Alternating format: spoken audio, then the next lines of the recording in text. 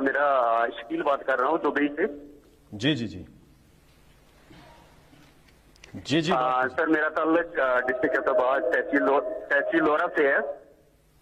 میرا سوال یہ ہے کہ اوورسیز کے حوالے سے لاسٹ جو پچھلے 6 مہینوں سے خاص کر یہ جو پاکستان کے جو نوجوان ہیں ان کے وزٹ ویزا اور دوسرے امپلائمنٹ ویزا وہ ٹوٹلی بند ہیں.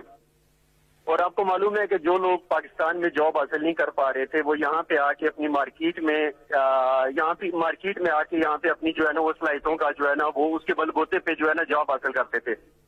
لیکن یہ پچھلے جو ہے نا 6-7 مہینوں سے پاکستانی نوجوانوں کو ٹوٹل جو ہے نا اس چیز سے دور رکھا گیا ہے. کیا گورنمنٹ کوئی ایسی پالیسی بنا رہی ہے گورنمنٹ کے ساتھ ایسا یو اے کے ساتھ کچھ بات چیت چل رہی ہے کہ کم از کم یہ جو ہے نا وزٹ ویزا یہاں کے جو ہے نا اوپن ہو جائیں؟ اور جی جی دیکھیں جو کرونا کے بعد نا ایک بڑی دنیا میں ڈسرپشن آئی ہے. پہلے تو میں یہ آپ کو بتا دوں کہ کرونا کا جو پاکستان جس طرح کرونا سے اب تک نکلا ہے، یہاں حماد بیٹھے ہوئے ہیں، میں یہ چاہوں گا بعد میں کہ صرف یہ آپ کو بتائیں کہ دنیا کے اندر کس طرح کی تباہی مچی ہے کرونا کی وجہ سے.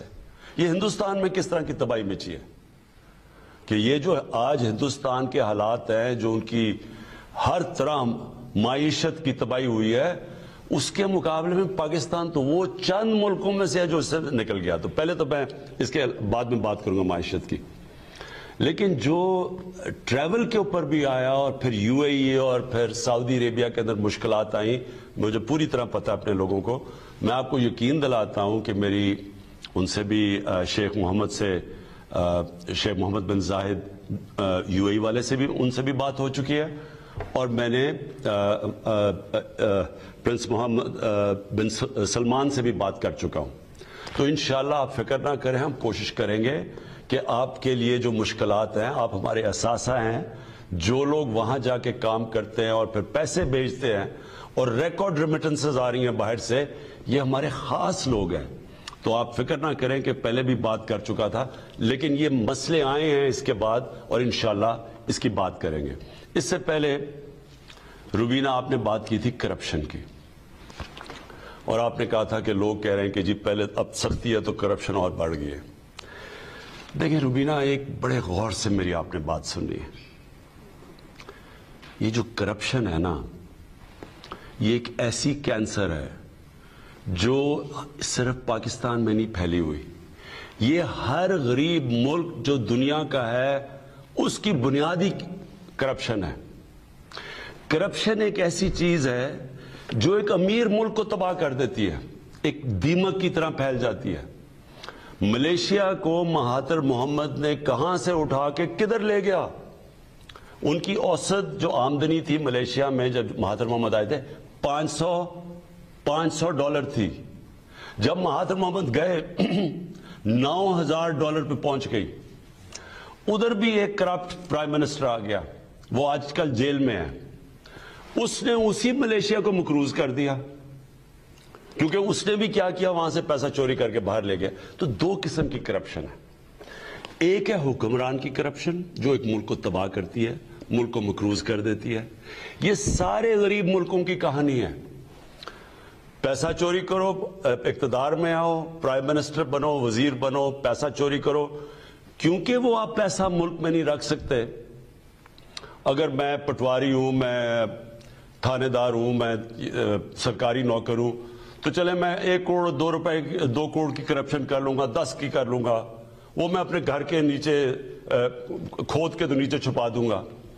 لیکن جب میں اربوں روپے کی کرپشن کروں گا تو وہ تو میری گھر میں نہیں آنے لگی، تو وہ پھر میں حوالہ ہنڈی سے ملک سے باہر بھیجتا ہوں، دگنا نقصان کرتا ہوں.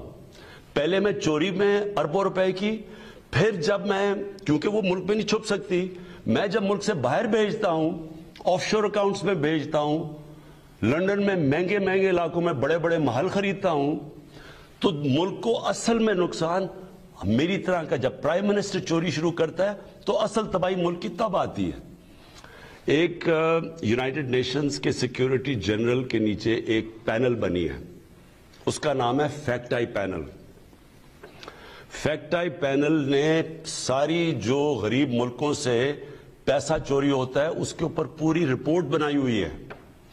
اس رپورٹ کے مطابق یہ ذرا روبینہ غور سے میری بات سنیں کہ ہو کیا رہا ہے ہمارے ملکوں سے. اس رپورٹ کے مطابق غریب ملکوں سے, ہماری طرح کے ملکوں سے 1000 ارب ڈالر ہر سال چوری ہو کے امیر ملکوں میں اور آف شور اکاؤنٹس میں جاتا ہے. 1000 ارب ڈالر. اور اس رپورٹ کے مطابق یہ جو آف شور ٹیکس, جو ٹیکس ہیونز ہیں جدھر یہ پیسہ چھپایا جاتا ہے کمپنیز کے نام پہ, اور پھر یہ جو بڑے بڑے لنڈن میں اور یہ نیو یارک میں بڑے بڑے محلات لیے جاتے ہیں, اس رپورٹ کے مطابق غریب ملکوں کا, ڈیولپنگ ورلڈ ہماری طرح کے ملکوں کا 7000 ارب ڈالر پڑا ہوا ہے باہر. اور ہم اب میں وہ پاکستانی لیڈر ہوں جو چند ان ملکوں میں سے ہیں جو پورا زور لگا رہے ہیں کہ ہمارے ملکوں کا پیسہ واپس کریں. اور وہ جو طاقتور ملک ہیں وہ کیوں نہیں کر رہے؟ کیونکہ ان کو فائدہ ہو رہا ہے. جب ہمارے سے یہاں ہزار ارب ڈالر جب غریب ملکوں سے وہاں جاتا ہے تو نوکریاں ادھر ہوتی ہیں, خوشحالی ادھر ہوتی ہے, تباہی ادھر آ جاتی ہے, غربت ادھر آ جاتی ہے. یہ سب سے بڑا مسئلہ ہے کرپشن کا. اب میں جو آپ کو آخری بات کہنا چاہتا ہوں, دیکھیں کرپشن صرف قانون سے نہیں لڑی جاتی. کرپشن ایک قوم لڑتی ہے, کیونکہ قوم کے اوپر نقصان ہوتا ہے, قوم غریب ہو جاتی ہے, غربت بڑھ جاتی ہے, تو ساری قوم مل کے کرپشن کا مقابلہ کرتی ہے. اب میں عمران خان ہر روز کرپشن کی بات کرے, لوگ تو تنگ آ جائیں سن کے جی کوئی پکڑا ہی نہیں جا رہا. لیکن عمران خان اکیلا نہیں لڑ سکتا, عدلیہ نے پورا لڑنا ہوتا ہے اس کرپشن سے. اب کئی آپ کے سامنے ہیں کہ وہ ججز نے اٹھ کے, پتا چلا ایک کنوکٹڈ آدمی کو ہم کم از کم کہہ رہے تھے کہ نواز شریف کم از کم 7 ارب روپے کا اس کی شیورٹی بانڈ دو, انہوں نے اس کے باوجود باہر بھیج دیا. تو عدلیہ اگر ساتھ نہیں دے گی ہم نہیں لڑ سکتے. اگر اس کے اندر نیب نے صحیح کیسز بنانے ہوتے ہیں, وہ ہمارے ہاتھ میں نہیں ہے. اس کے اندر معاشرہ لڑتا ہے, اور وہ کیسے لڑتا ہے؟ میں آپ کو مہذب معاشروں کی بات کر رہا ہوں, وہ کیسے کرپشن کی جنگ جیتے ہیں. سنگاپور کے اندر ایک ان کے وزیر نے جب کرپشن کی تو اس کو جب پکڑا گیا اس نے خودکشی کر لی. اس لیے اس نے خودکشی کی کہ معاشرے میں اس کی جگہ ختم ہو گئی. یہاں بڑے بڑے کرپٹ لوگوں کو ان کو ایسے شادیوں پہ بلایا جاتا ہے جیسے کوئی وی آئی پیز آ رہے ہیں. سارے لوگ ان کو ایسے مل رہے ہیں جیسے کہ وہ انہوں نے پتہ نہیں کشمیر فتح کر لیا ہے. لوگ ان کو جب برا ہی نہیں سمجھیں گے تو کیا آپ کا خیال ہے قانون بنانے سے کرپشن ختم ہو جاتی ہے؟ کیوں پٹواری نہیں کرپشن کرے گا؟ کیوں نہیں کوئی اور رشوت لے گا؟ جب معاشرے میں وہ دیکھ رہے ہیں کہ اوپر بڑے بڑے کرپٹ لوگوں کو وہ جیل سے نیب سے نکل رہے ہیں, ان کے اوپر پھول پھینک رہے ہیں جس انہوں نے کوئی بہت بڑا مارکا مارا ہے. کہنے کا مطلب یہ ہے روبینہ, یہ جنگ انشاءاللہ ہم نے جیتنی ہے. ہم نے جیتنی اس لیے ہے کہ پاکستان کی سروائیول اس جنگ میں ہے. یہ جو آج کل جنگ لڑی جا رہی ہے رول آف لا کی, قانون کی بالادستی کی جنگ ہے. ایک وہ لوگ ہیں جو کہتے ہیں جی ہم قانون کے اوپر ہیں, ہمیں جرت کیسے ہوئی پاکستان کے قانون کی کہ ہمارے اوپر ہاتھ ڈالو. وہ جا کے مظاہرے کر رہے ہیں, سب اکٹھے ہو رہے ہیں کہ جی اس کی گورنمنٹ گرو عمران خان کی, اس سے برا آدمی کوئی نہیں آیا. کیا جنگ چل رہی ہے؟ عمران خان کا کیا قصور ہے کہ جی این آر او نہیں دے رہا؟ ان کے جو پہلے ہمیشہ ان سے ہوتا رہا ہے, جس کی وجہ سے آج یہ ملک نیچے گرا ہوا ہے, ہمیشہ ان لوگوں کے لیے ایک قانون اور عام بیچارے غریب آدمی کے لیے دوسرا قانون. یہ نبی صلی اللہ علیہ وسلم نے یہ جب کہا تھا کہ تمہارے سے پہلے بڑی قومیں تباہ ہوئیں, ایک غریب کے لیے اور ایک امیر کے لیے قانون, یہ وہ دنیا کے سب سے عظیم لیڈر تھے. اور انہوں نے جو مدینہ کی ریاست تھی اس کے اوپر دنیا کا سب سے عظیم سویلائزیشن کھڑا ہوا تھا, اس کی بنیاد رکھی گئی تھی رول آف لا پہ. یہ جو چینی مہنگی, یہ جو چیزیں مہنگی ہو رہی ہیں, یہ تو ایک بیماری کے سمٹمز ہیں. اصل ایشو رول آف لا ہے. جب مدینہ کی ریاست سنبھالی گئی تو کیا وہاں دودھ کی نہریں بہہ گئی تھی؟ کیا ایک دم خوشحالی آ گئی تھی؟ ذرا تاریخ تو اٹھا کے دیکھیں کہ کس طرح انہوں نے 5-6 سال کن حالات کے اندر سروائیو کیا ہے, किस तरह उन्होंने 2 जंगों के अंदर उम्मा तबाह होने लगी थी, लेकिन जो बुनियाद रखी गई थी वो कानून की बालादस्ती, अदल और इंसाफ पे रखी गई थी। तो ये जो पाकिस्तान में आज जंग चल रही है, ये कानून की बालादस्ती की जंग है।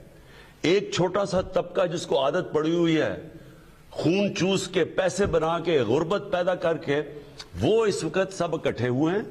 और दूसरी तरफ हमारी तरह के लोग पूरी कोशिश कर रहे हैं इस मुल्क के अंदर कि सबको कानून के नीचे लाया जाए। ये जो अब चीनी माफिया है, ये मैं अभी शहजाद अकबर को कहूंगा कि इसके ऊपर बात करें कि हो क्या रहा है, लेकिन ये आपको समझने की चीजें हैं कि ये जंग सारी कौम लड़ती है, अकेला इमरान खान ये जंग नहीं जीत सकता। हम सब ने मिलके फैसला करना है। और अगर चीन जो सबसे तेजी से दुनिया में आज आगे बढ़ रहा है, 450 वजीरों को पिछले 7 सालों के अंदर उन्होंने जेलों में डाला है, 450 वजीरों को। तो क्या इतना अमीर मुल्क है, वो क्यों नहीं वो लापरवाह करे? उनको पता है, उनके लीडर को पता है कि अगर आपने मुल्क को बचाना है, तकड़ा करना है, खुशहाल करना है, तो ऊपर से करप्शन के ऊपर हाथ डाला जाता है, नीचे बाप के फिर पटवारी वो सब खुद ही ठीक हो जाते हैं। आपने कहा ना जी कीमत बढ़ गई है, मुझे ये कि जी करप्शन की कीमत बढ़ गई। करप्शन की कीमत कैसे नहीं बढ़ेगी जब वो सारा देख रहे हैं नीचे के जी हमारे तो हालात वैसे मुश्किल है महंगाई में, तो ऊपर जो अरबों रुपए की चोरी करके बैठे उनके ऊपर लोग फूल फेंक रहे हैं। प्राइम मिनिस्टर साहब, अभी अगले कॉलर से बात कर लें या शहजाद अकबर साहब पहले इस पे बात कर लें? जी एक मिनट, मैं ये चाहूंगा कि शहजाद आप एक्सप्लेन करें लोगों को कि ये जो चीनी का ये जो सारा सट्टा खेला जा रहा है, ये क्या सट्टा है, कैसे चीनी पड़ी होती है और चीनी की कीमत महंगी होती जाती है, जरा एक्सप्लेन करें लोगों को। शुक्रिया प्राइम मिनिस्टर साहब। ये जो चीनी की कीमत है और इसका बार बार बढ़ना है, ये 60 की दहाई से पाकिस्तान में होता आ रहा है। और जब भी इस ग्रोह को मौका मिलता है वो चीनी की कीमतें बढ़ा देते हैं और उससे फिनोमिनल किस्म के प्रॉफिट्स कमाते हैं। हमारे दौर में भी आपके हुक्म से हमने पहली दफ़ा जब चीनी की कीमत बढ़ाई गई तो एक इंक्वायरी बिठाई आपने, जिसने अपनी रिपोर्ट दी और उसने बताया कि किस तरह से मैनिपुलेशन होती है। फिर कानून बनाया गया कि 15 दिन से ज़्यादा आप फॉरवर्ड सेल नहीं कर सकते, यानी कि जो चीनी पैदा होती है इस मुल्क में वो 3 से 4 माह में पूरी साल की चीनी बन जाती है। और जितनी हमारी पाकिस्तान की ज़रूरत है उससे ज़ायद ही चीनी बनाई जाती है, यानी कि हमारे पास वाफर चीनी होती है। लेकिन उसके बाद जो चीनी का स्टॉक है वो मिलों में पड़ा रहता है और जो बाहर ब्रोकर है या स्टॉकिस्ट है या सट्टेबाज है वो इसकी कीमत तय करता है। और ये बड़ी हैरत की बात है कि चीनी की पैदावारी लागत वो तो आप पहले डिटर्मिन कर सकते हैं, क्योंकि ये 4 माह में चीनी बन के उसके अंदर इनपुट कॉस्ट कितनी है, बाकी अखराजात कितने हुए हैं, वो सारे तय किए जा सकते हैं। यानी कि चीनी जब बन गई तो उसकी एक फिक्स कीमत होनी चाहिए। लेकिन हम ये देखते हैं कि हर माह, हर दिन, हर हफ्ते चीनी की कीमत फ्लक्चुएट करती है। उसके ऊपर इस वक्त भी हमारे पास इतला थी कि रमज़ान से पहले ये एक ग्रोह, मुनज़्ज़म ग्रोह सट्टेबाजों का वो कीमतों को रमज़ान में 30 से 40% बढ़ाने जा रहा था। और इसका वो तरीका ये करते थे कि अगर आज मिसाल के तौर पे 5 अप्रैल है तो आज वो तय करेंगे कि 30 अप्रैल को चीनी की 100 किलो बोरी की कीमत क्या होगी। ये व्हाट्सएप ग्रुप्स के थ्रू ऑपरेट करते थे। ये तमाम पूरा के पूरा एक ब्लैक मार्केट का गैर कानूनी धंधा था। लेकिन जो सबसे बड़ी बात समझने की है कि ये हवा में बिजनेस हो रहा है। और इस बिजनेस में जब वो चीनी की प्राइस बढ़ाते हैं तो इसमें जितने मिल के पास स्टॉक पड़ा हुआ है वो उनको मावनत हासिल होती है। और इस वक्त जो हमारे पास FIA के पास सबूत आए हैं जिसके तहत साफ पता चलता है कि अगर चीनी की कीमत इस वक्त ब्लड से 9200 रुपए की फी किलो बोरी है, अगर मैं इसकी कीमत सट्टे वाला 9600 रुपए कर देता हूं तो जो 400 रुपया मैं कमा रहा हूं इसमें से 300 रुपया मैं मिल वाले को दे रहा हूं। तो इस यानी कि जो चीनी की कीमत बढ़ानी है उसका फायदा उसको भी होने जा रहा है। और इस वक्त अगर आप देखिए तो पंजाब हुकूमत ने और फेडरल गवर्नमेंट ने चीनी की कीमत first time in history of Pakistan आपके हुक्म के मुताबिक फिक्स कर दी है, एक्स मिल प्राइस डिटर्मिन कर दी है। इसके साथ साथ जो सट्टेबाजी है, स्पेकुलेशन है, उसको भी एक जुर्म करार दे दिया है कानून के तहत। अब जब चीनी की कीमत मुकर्रर हो गई है तो वो उसकी पैदावारी लागत को देख के मुकर्रर की गई है। इस वक्त जो एक्स मिल प्राइस है वो 80 रुपए मुकर्रर की गई है। लेकिन हमने देखा है कि पिछले 4-6 माह में ये 100 रुपए से जायद बेची जाती रही है। इसका मतलब है کہ یہ 20 سے 30 روپیہ پر کلو منافع کما رہے تھے، اور یہ سارا ناجائز منافع تھا، وہ جو جیسے آپ نے ذکر کرتے ہیں کہ پہلے یہ اچھا اس کے بعد ہمیں بے نامی اکاؤنٹس میں ملے ہیں۔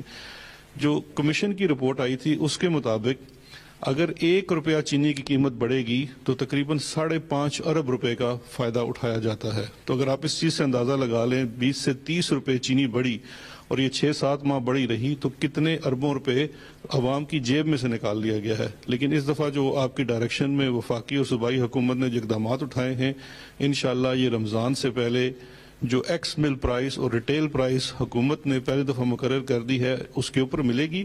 اور یہ جو سٹے بازوں کا 40 سے 50 لوگ ہیں ان ٹوٹل، 10 بڑے گروہ ہیں، کل افراد 40 ہیں، پورے نظام اور ملک کو ہاسٹیج بنایا ہوا تھا، وہ تمام لوگ بے نقاب ہو گئے ہیں، ان کے خلاف کیسز داخل ہو گئے ہیں، اور وہ باقاعدہ ثبوت ملے ہیں کہ کس طرح سے اربوں روپے کی منی لانڈرنگ بھی کی جا رہی تھی اسی آڑ میں۔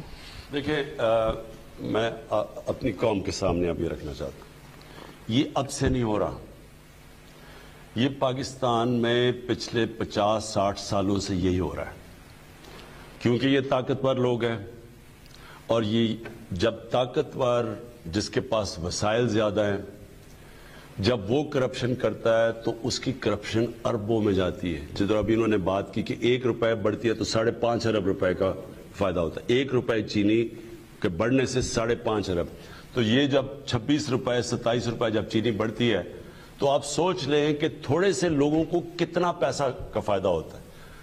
کون مارا جاتا ہے؟ عام لوگ، خاص طور پہ جو غریب لوگ ہیں، ان کے لیے تو، ان کے بچوں کے لیے، سب کے لیے، ان کی تو سب کچھ، یعنی باقی روٹی تو کھانی ہوتی ہے، چینی ان کے لیے اب کیا ایک ایسی چیز ہے کہ اس کے بغیر بلکہ وہ چائے پیتی چینی کے لیے ہیں، چائے کا اتنا نہیں ہوتا جتنی چینیاں ہوتی ہیں۔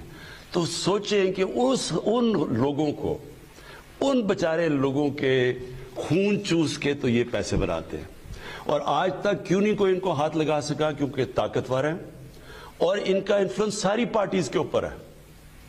اب یہ پہلی دفعہ پاکستان میں یہ ہوا ہے کہ ان لوگوں کے اوپر ہم نے یہ ہاتھ ڈالا گیا، انکوائری کروائی، کبھی پہلے انکوائری نہیں ہونے دی، انہوں نے پوری کوشش کی عدالتوں میں جا کے روکنے کے لیے انکوائری، کبھی پہلے یہ نہیں ہوا کہ انکوائری بھی ہوئی۔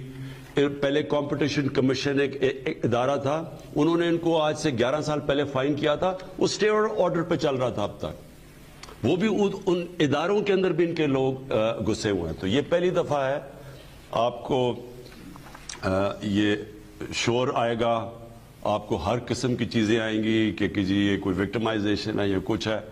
صرف اور صرف میں آپ سب کے سامنے، ہم نے کیا چیز دیکھی؟ ہم نے جب شوگر ملز پہ جانے لگے کہ کون سی شوگر ملز کا 50% شیئر ہے مارکیٹ کا، جن کا بڑا بڑا شیئر تھا ان کے اوپر انویسٹیگیشن کی۔ یقین کریں کہ یہ جو اب پہلی دفعہ قدم اٹھایا جا رہا ہے، اس کا صرف مقصد یہ ہے کہ پاکستان کی عوام کو مہنگائی سے پروٹیکٹ کیا جائے۔ جی بہت بہت شکریہ۔ آپ سب بات کر سکتے ہیں وزیر اعظم پاکستان سے 051-9224900 اس نمبر پہ جو آپ کی اسکرین پر بھی آ رہا ہے۔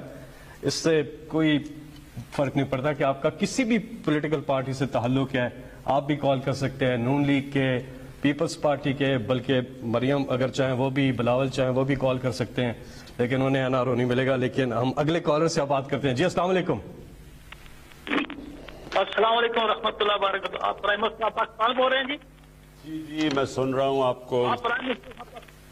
جی سر، میں گزارش کرنا اس لیے دوبارہ کیا، معاف کرنا کہ یہ ایسا پہلی دفعہ ہوا تو 71 سال عمر ہے، جو دور سے لے کر نواز شریف تک آج جتنے پرائم منسٹر میں نے دیکھے ان کے ساتھ سپورٹر ووٹر بھی رہا، لیکن کس نے مجھے کام کو اٹینڈ کیا کرنا، کسی نے اٹینڈ بھی نہیں کیا۔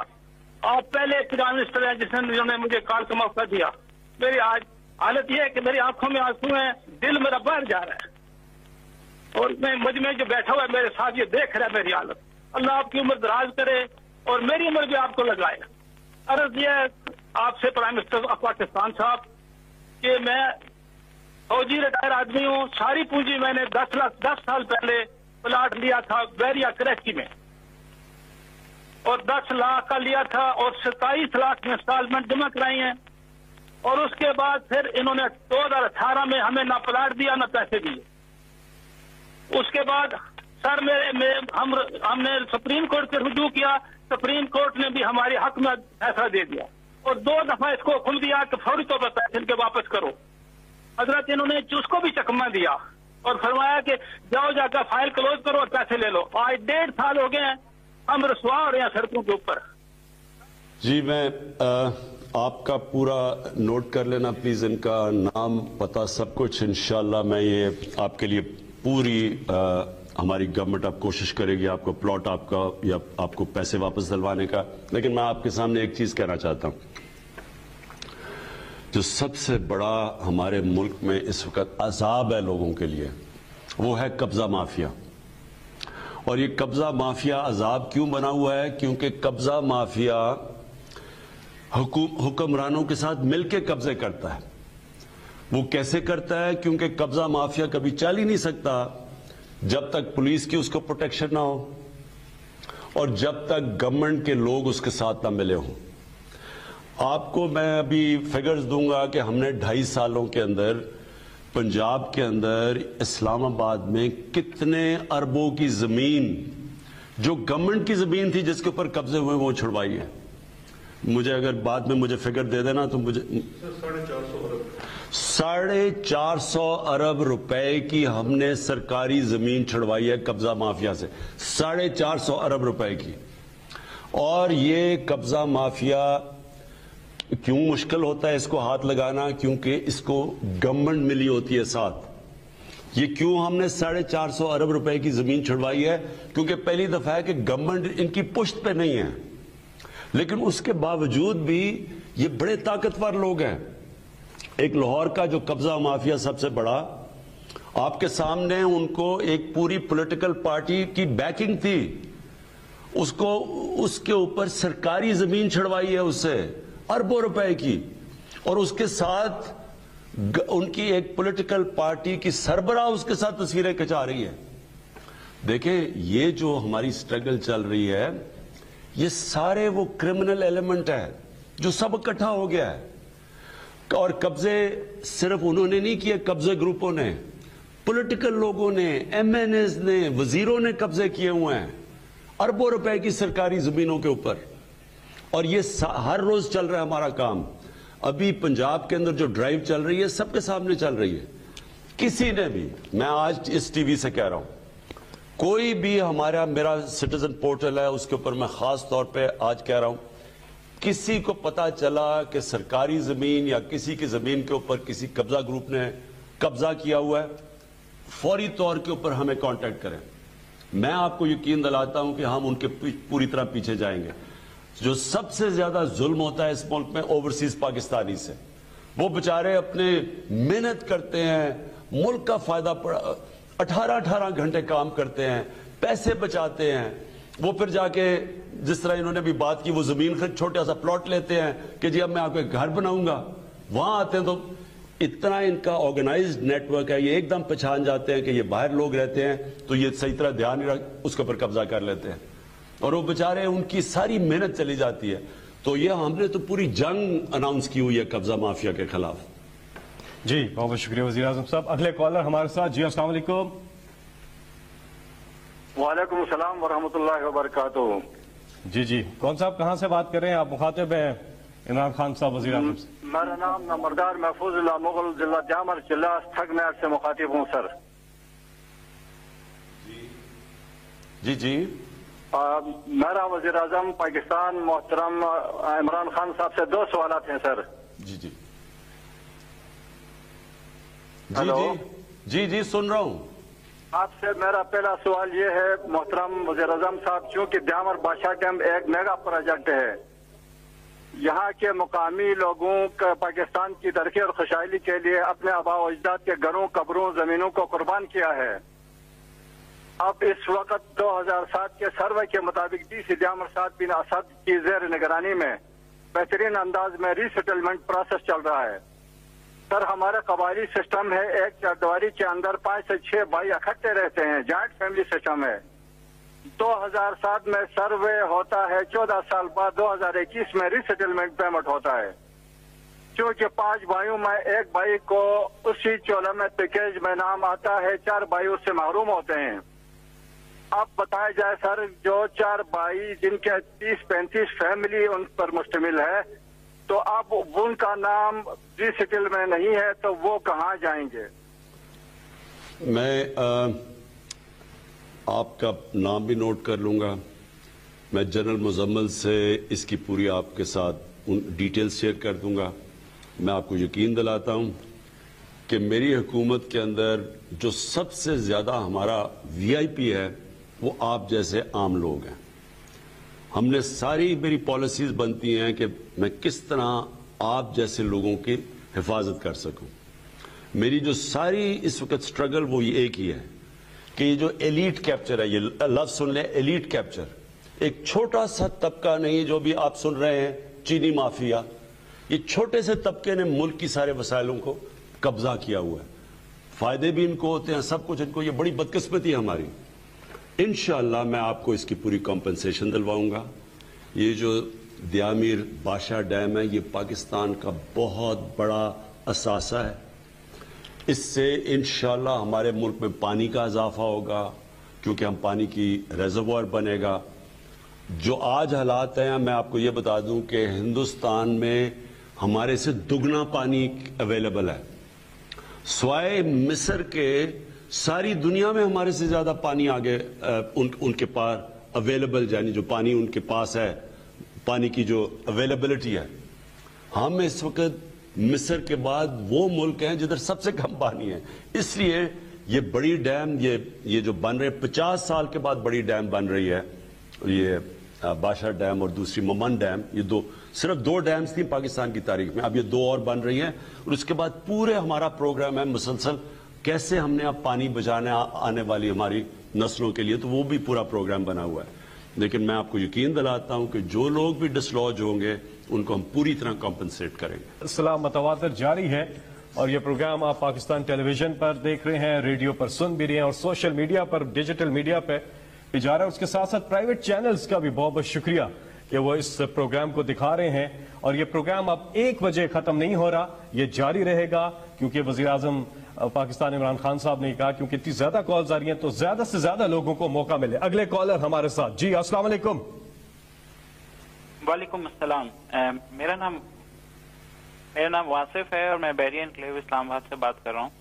जी जी, मेरा सवाल ये है कि आप प्राइम मिनिस्टर साहब, आप कंस्ट्रक्शन सेक्टर को बहुत अहमियत दे रहे हैं और नई हाउसिंग सोसाइटीज भी बन रही हैं, जो कि उनमें कई बहुत उम्दा भी हैं, लेकिन जिस शोबे में वो हुकूमत की मोहताज होती है, यानी गैस, बिजली, हॉस्पिटल वगैरह, उसमें काफी ज्यादा मामला खराब हो जाते हैं। और हम जो हमारे पब्लिक के जो मफादात होते हैं ना, उनमें बड़ा, क्योंकि हमारी कोई से नहीं रह जाती, ना हम लोकल गवर्नमेंट के तहत आते हैं, ना अर्बन गवर्नमेंट के, और जिसे कहते हैं हम सोसाइटीज के रहमो करम पे होते हैं, वो जो मर्जी हमारे साथ करें। जैसे हम आपसे चंद किलोमीटर दूर रहते हैं लेकिन हमारे पास गैस नहीं है और सर्दियों में ठिठर गए।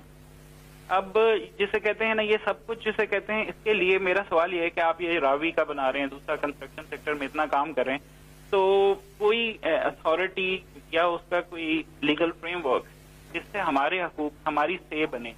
हम जिसे कहते हैं ना, हम एक फरीक के तौर पे, गवर्नमेंट, हाउसिंग सोसाइटीज और रेजिडेंट, वो जिसे कहते हैं एक फरीक के तौर पे आए। तो मेरा सवाल है कि इसके सिलसिले में आपने क्या किया है?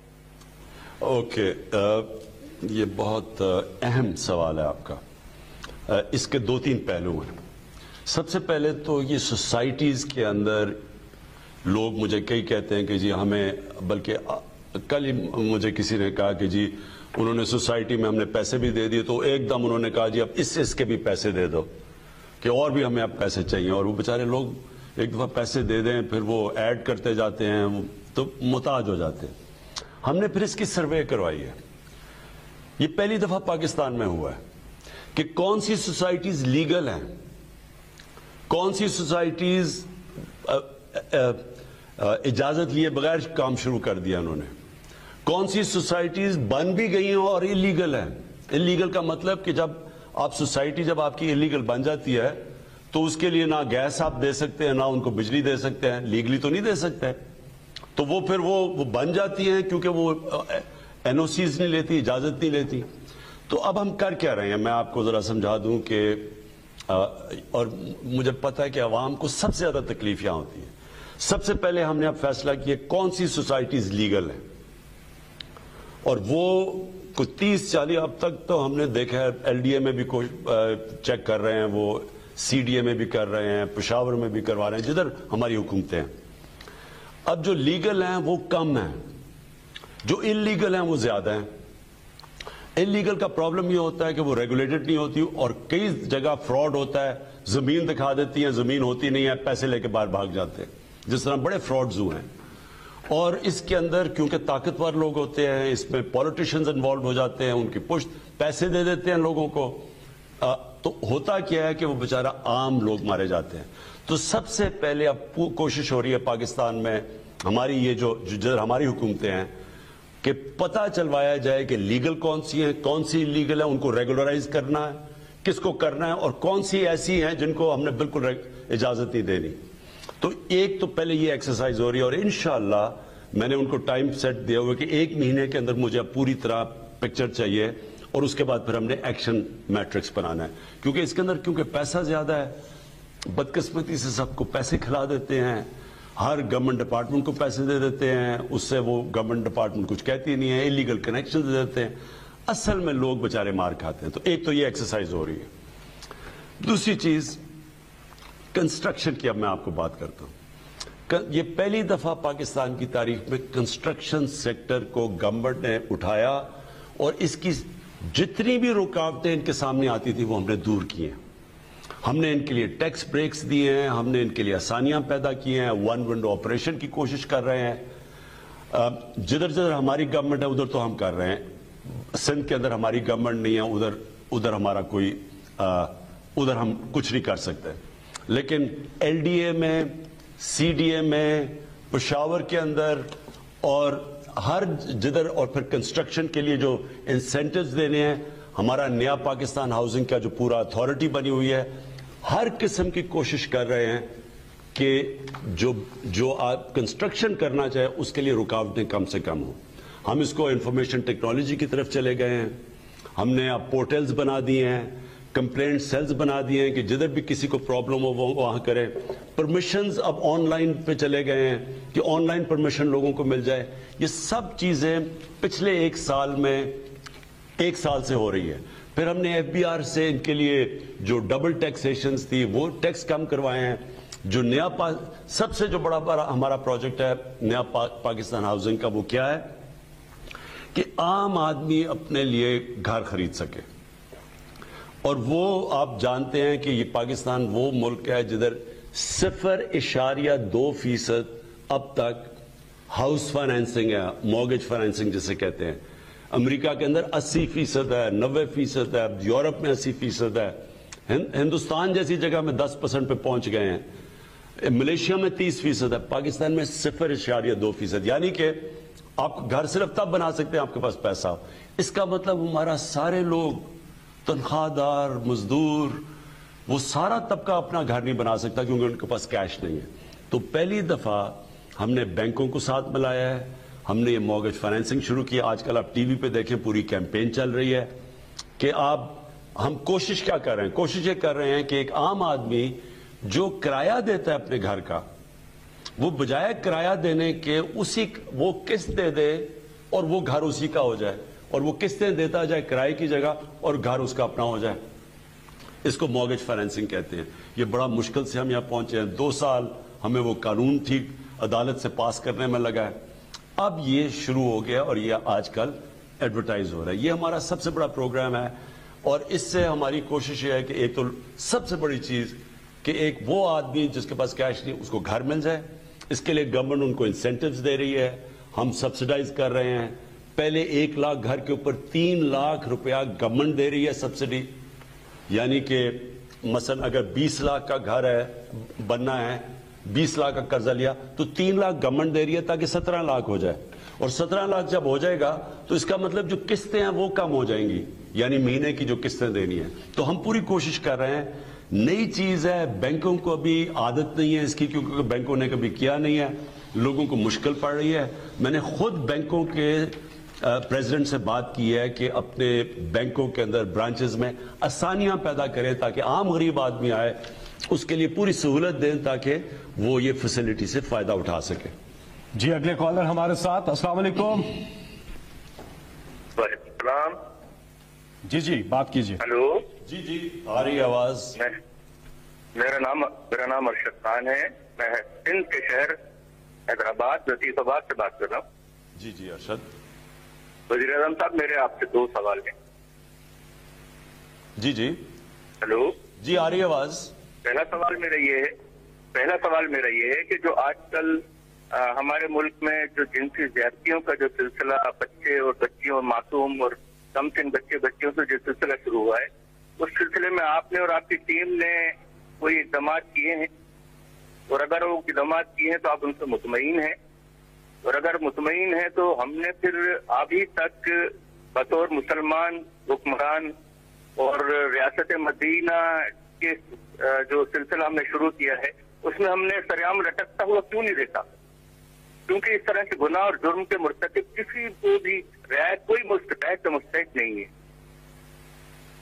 अरशद, ये आपने वो बात की है जो मुझे एक चंद उन चीज़ों में से जो बहुत तकलीफ देती है।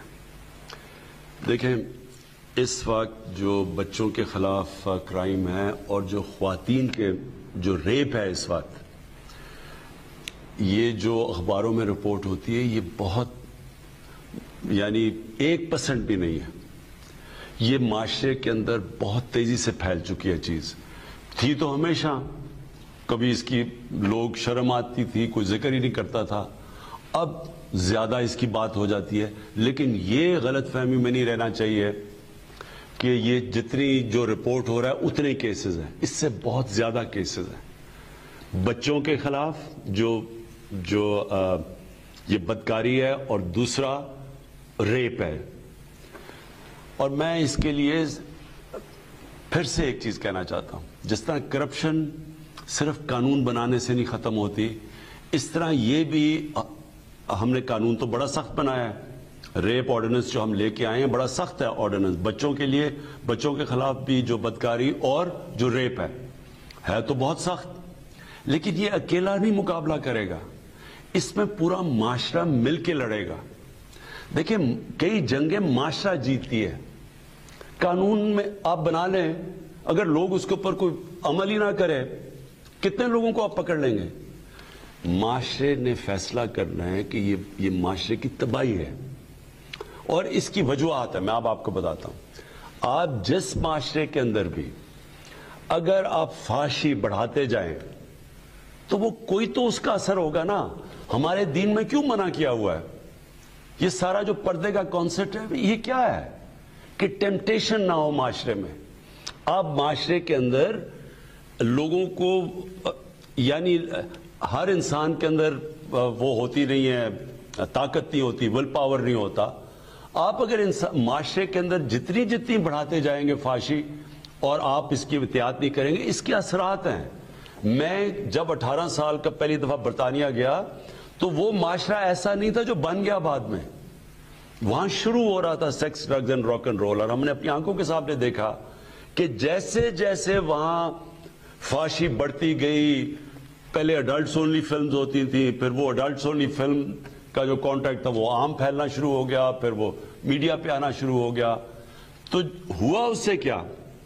उसका डायरेक्ट इंपैक्ट पड़ा उनकी फैमिली सिस्टम पे। जब मैं गया था तो 1 तलाक होती थी 17 शादियों में, आज वहां 70% तलाक हो गई है, और बढ़ती जा रही है। और वो ही नहीं, जब हिंदुस्तान ने, बॉलीवुड ने जब हॉलीवुड को अपनाना शुरू किया, वहां भी यही हालात हो गए हैं। दिल्ली को रेप कैपिटल कहा जाता है। सो देखें, हमें एक माशरे को फैसला करना है। कई चीजें तो हम रोक नहीं सकते, बाहर से आती हैं, आप बाहर की फिल्में देखते हैं, आप बॉलीवुड या टीवी पे अब सब अवेलेबल है। और वो जो जिस तरह जो पहले हिंदुस्तान की फिल्में थी जो हमें याद है, और वो आहिस्ता आहिस्ता जो अब बन गई हैं, तो उससे होगा, कोई तो इसका इंपैक्ट होगा ना। हमारे जब दीन में कहा गया है कि ये चीजें अपने ये जो पर्दे का सारा कॉन्सेप्ट है, इसकी कोई पीछे कोई फलसफा था ना। इसका फलसफा है फैमिली सिस्टम बचाना और अपने माशरे को प्रोटेक्ट करना इन चीज़ों से। अब हमें एज अ माशरे जिसमें हमारे फिल्म मेकर्स हैं, जिसमें हमारे टीवी के ऊपर लोग बैठे हैं, और सबसे बड़ा डैमेज मोबाइल फोन इस वक्त कर रहा है बच्चों को, उन बच्चों को वो मटेरियल अब अवेलेबल है मोबाइल फोन पे जो इंसानी तारीख में नहीं था। इसके लिए हमें सारे एक होलिस्टिक अप्रोच की जरूरत है। मैं ये जो सारा एक तुर्की का ड्रामा लेके आया प्रेसिडेंट अर्दोगान को कह के, ये जो तुर्की का ड्रामा है, मैं क्यों लेके आया था? क्योंकि मैं जब शुरू में लोगों को, अपने मीडिया के लोगों को कहता था फिल्म पे कि देखें यहां आप जब इंडियन कंटेंट लेके आते हैं या वेस्टर्न कंटेंट को कॉपी करते हैं तो हमारे माशरे में तो और हालात है। हमारे तो कोई डिस्कोज नहीं है, कोई नाइट क्लब्स तो नहीं है कि जो आम आदमी आप जब उनको एक किस्म की एक कल्चर दिखा दें और उसके बाद उनको, यहां तो माहौल ही कुछ और है। तो इसका कोई तो बुरा असर जाना था ना माशरे में। लिहाजा मैंने जब उन्होंने कहा कि नहीं जी हम कोई फिल्म ही नहीं देखता हमारी, अगर हम वो इंडियन टाइप चीजें ना कॉपी करें, तो वो ये जो आप प्ले है, ये जो टीवी पे सीरियल चल रहा है, इसके ऊपर तो कोई इस तरह की चीज नहीं है और सारी दुनिया देखती है इसको।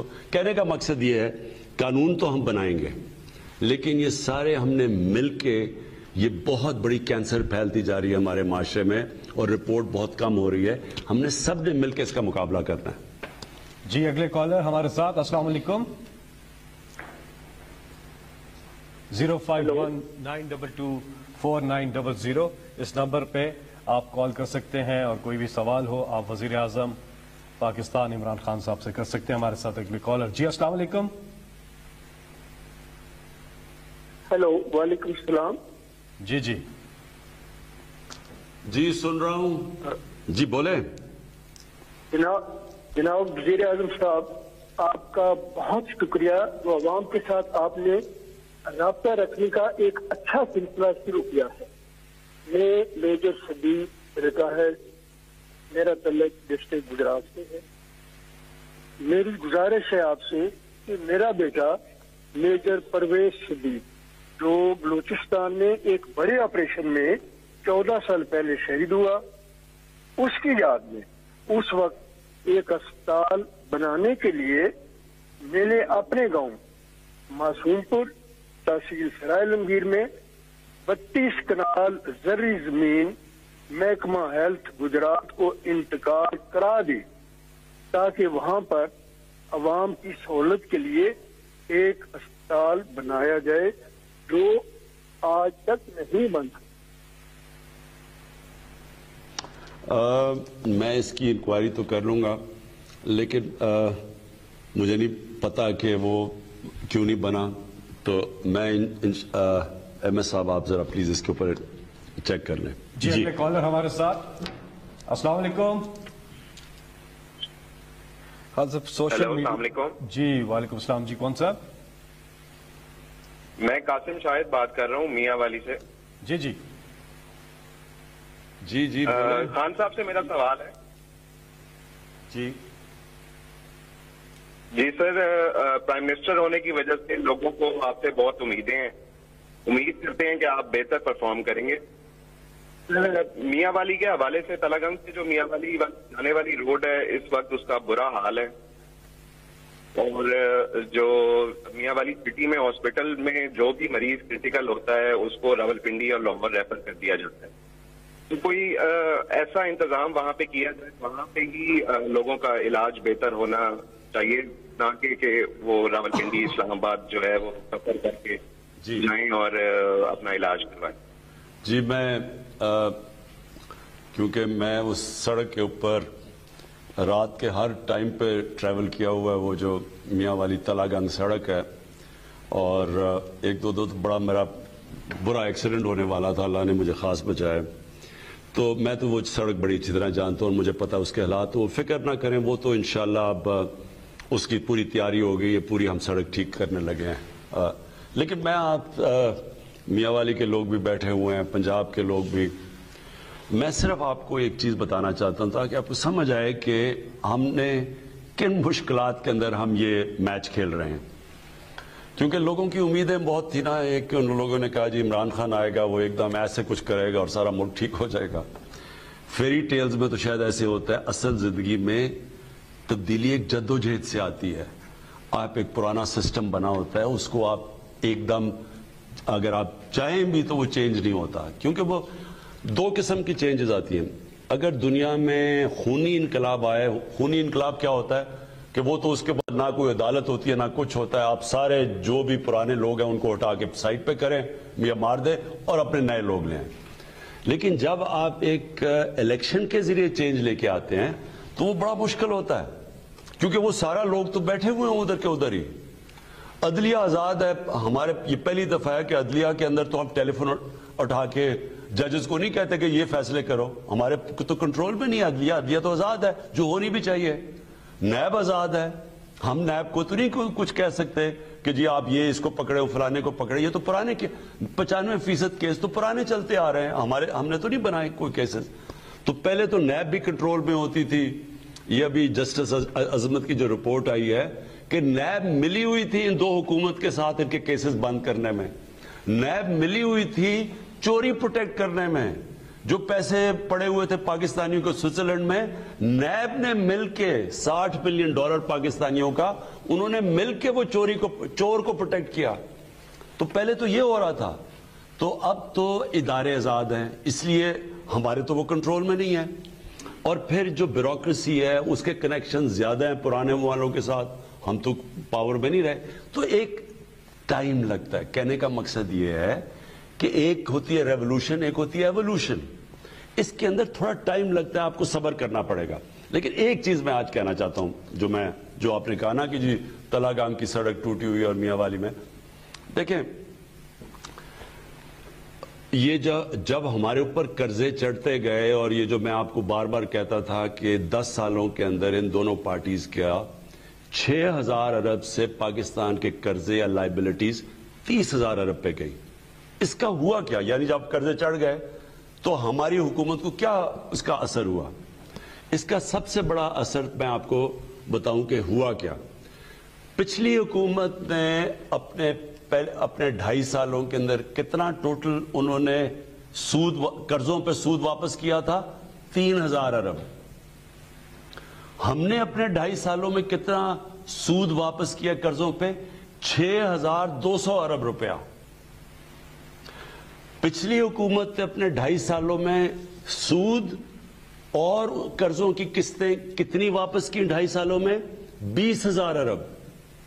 ہم نے اپنے 2.5 سالوں میں سود اور قرضوں کی قسطیں ملا کے کتنا پیسہ واپس کیا؟ 35,000 ارب. اب یہ سوچیں کہ جو 15,000 ارب روپیہ ہم نے مزید ایکسٹرا واپس کیا, یہ 15,000 ارب روپیہ اگر ہمیں نہ دینا پڑتا وہاں, اور ہم اپنے اسکولوں پہ, سڑکوں پہ, ہسپتالوں پہ یہ سارا لگا دیتے تو یہ تو پیرس بن جاتا, یعنی تبدیلی آ جاتی. لیکن اب پنجاب کی طرف آ جائیں. آخری سال میں نون لیگ نے پنجاب کا جو فیڈرل گورنمنٹ کا ڈیولپمنٹ فنڈ کتنا خرچ کیا ہم نے, ان کے زمانے میں کتنا تھا؟ 108 ارب روپیہ. آخری سال میں نون لیگ کے پاس جو فیڈرل گورنمنٹ نے ڈیولپمنٹ کا جو PSDP دیا, جو ڈیولپمنٹ فنڈ, 108 ارب روپیہ. پہلے سال ہماری حکومت آئی, کیونکہ اتنا زیادہ پیسہ چلا گیا قرضوں کی قسطوں پہ, ہم نے 34 ارب روپیہ پہلے سال دیا پنجاب کو, اور دوسرے سال 36 ارب روپیہ, 3 گنا کم پیسہ دیا. تو جب 3 گنا کم ڈیولپمنٹ فنڈ ہوگا تو یہ ساری کدھر سے پیسہ آئے گا؟ ساری سڑکیں بھی ٹھیک کریں, اتنا بڑا, یعنی میں پنجاب کی اب بات کر رہا ہوں. تو تھوڑا صبر کرنا پڑے گا. اور وہ میں آپ کو بتاؤں کہ ہم کیسے اس کو آپ آگے ہم کیسے جا رہے ہیں. ہم اپنی دولت کے اندر اضافہ کرنے کے لیے پروجیکٹس کر رہے ہیں. اور وہ کون سے پروجیکٹس ہیں جس سے دولت میں اضافہ ہوگا؟ پروجیکٹس ہم کر رہے ہیں, 2 نئے شہر بنا رہے ہیں. ایک تو ابھی سندھ کے اندر پتہ نہیں کسی وجہ سے, کیونکہ فائدہ تو سارا سندھ کو ہی ہونا ہے, لیکن انہوں نے ابھی رکاوٹ بنے ہوئے ہیں. لیکن راوی سٹی اور راوی سٹی کے ساتھ ایک بنا رہے ہیں سینٹرل بزنس ڈسٹرکٹ, جو پرانا والٹن ایئرپورٹ تھا. اس سے یہ صرف 2 پروجیکٹ سے 10,000 ارب روپے سے زیادہ پیسہ سرکولیشن آئے گا، جس سے ایک اضافہ ہوگا صرف پنجاب کا 10، جس میں گورنمنٹ کا پیسہ خرچ نہیں ہوگا، جس میں پرائیویٹ سیکٹر آئے گا، جس میں بلڈنگز بنیں گی، جس میں بزنس ایکٹیویٹی بڑھے گی. تو یہ جو ویلتھ میں اضافہ آئے گا، جو ہمارا پیسہ آئے گا، اور فائدے علیحدہ ہیں. مثلا راوی سٹی کا تو لاہور کو بچانے کے لیے اگر وہ راوی سٹی نہیں بنتی تو لاہور کا آگے بہت بڑے مسئلے آنے والے ہیں. ان کا پانی ختم ہو گیا، پانی نیچے چلا گیا ہے، اور دوسری چیز وہ جو راوی ہے وہ ایک گندا نالا بن چکا ہے. تو راوی کو بچانے کے لیے، دریا کو، لاہور کے پانی کو بچانے کے لیے، اور ایک وہ سٹی جو پہلی سٹی بنے گی ماحولیات کے مطابق، یعنی گرین سٹی بن رہی ہے، جس میں کتنے ہم فارسٹ لگا رہے ہیں، درخت لگا رہے ہیں، لیک بنا رہے ہیں. وہ اگر نہیں بنے گی تو لاہور کا مستقبل خطرے میں ہے. لیکن اس کے علاوہ جو پیسے جنریٹ ہوں گے، اور جو والٹن ایئرپورٹ پہ سینٹرل ہم بزنس ڈسٹرکٹ بنا رہے ہیں، وہ تو انشاءاللہ ابھی 1 مہینے میں شروع ہو جائے گی. اس کا فائدہ پہلے 1200 ارب روپیہ ڈائریکٹ فائدہ ہوگا، کوئی پیسہ ہمارا گورنمنٹ کا خرچ نہیں ہوگا. اور اس کے بعد جو ہائٹس اوپر جائیں گے، والٹن ایئرپورٹ کو ہم نے ڈی نوٹیفائی کیا، اس کا مطلب بلڈنگز اوپر جا سکیں گے، اور جانی بھی چاہیے، کیونکہ لاہور پھیلتا جائے گا، وہاں تو سارا جو زرعی زمین ہے وہ تباہ ہو رہی ہے. وہ جب اوپر جائے گا تو 6,000 ارب روپے کا پیسہ جنریٹ ہوگا. اس سے جو دولت میں اضافہ ہوگا، اس دولت کے اضافے سے ہم قرضے واپس کریں گے. بدقسمتی سے پچھلی گورنمنٹ نے اب یہ جو اورنج ٹرین بنا دی ہے، اس کے اوپر پہلے قرضہ بھی لے لیا ہے، اس قرضے پہ ابھی سود بھی دینا ہے، اور وہ جو ٹرین چل رہی ہے وہ سالانہ نقصان کر رہی ہے 12 ارب روپے کی. تو قرضہ بھی لے لیا، وہ بھی بن گیا، قرضے بھی چڑھ گئے، لیکن بجائے اس سے فائدہ ہونے کے، ہمیں ویلتھ کریٹ ہونے کے، مزید اور ہم قرضے میں جا رہے ہیں. تو یہ میں آپ کو صرف بتانا چاہتا ہوں، فرق ہے اب کہ ہم یہ جو ڈیمز ہیں یہ ویلتھ کریٹ کریں گی، یہ جو ہمارے یہ جو نئے شہر ہیں یہ کریں گے دولت میں اضافہ. ML1 جو ہم ٹرین بنا رہے ہیں، پہلی دفعہ پاکستان میں ماڈرن ٹرین بننے جا رہی ہے. اس سے کراچی سے لاہور 7 یا 8 گھنٹے میں پہنچ جائیں گے. اس سے جو ایز آف ڈوئنگ بزنس، جو فریٹ بڑھے گا، یہ پھر آگے کنیکٹ کر رہی ہے جا کے ہم ازبیکستان کے ساتھ جو ہمارا افغانستان جو ایک ٹرین کا کنیکشن ہوگا، یہ پھر پورا آگے تک جائے گا، جس سے بالکل یعنی ایک تبدیل ہو جائے گا ہماری انوائرمنٹ، بزنس، سب کچھ فرق پڑے گا.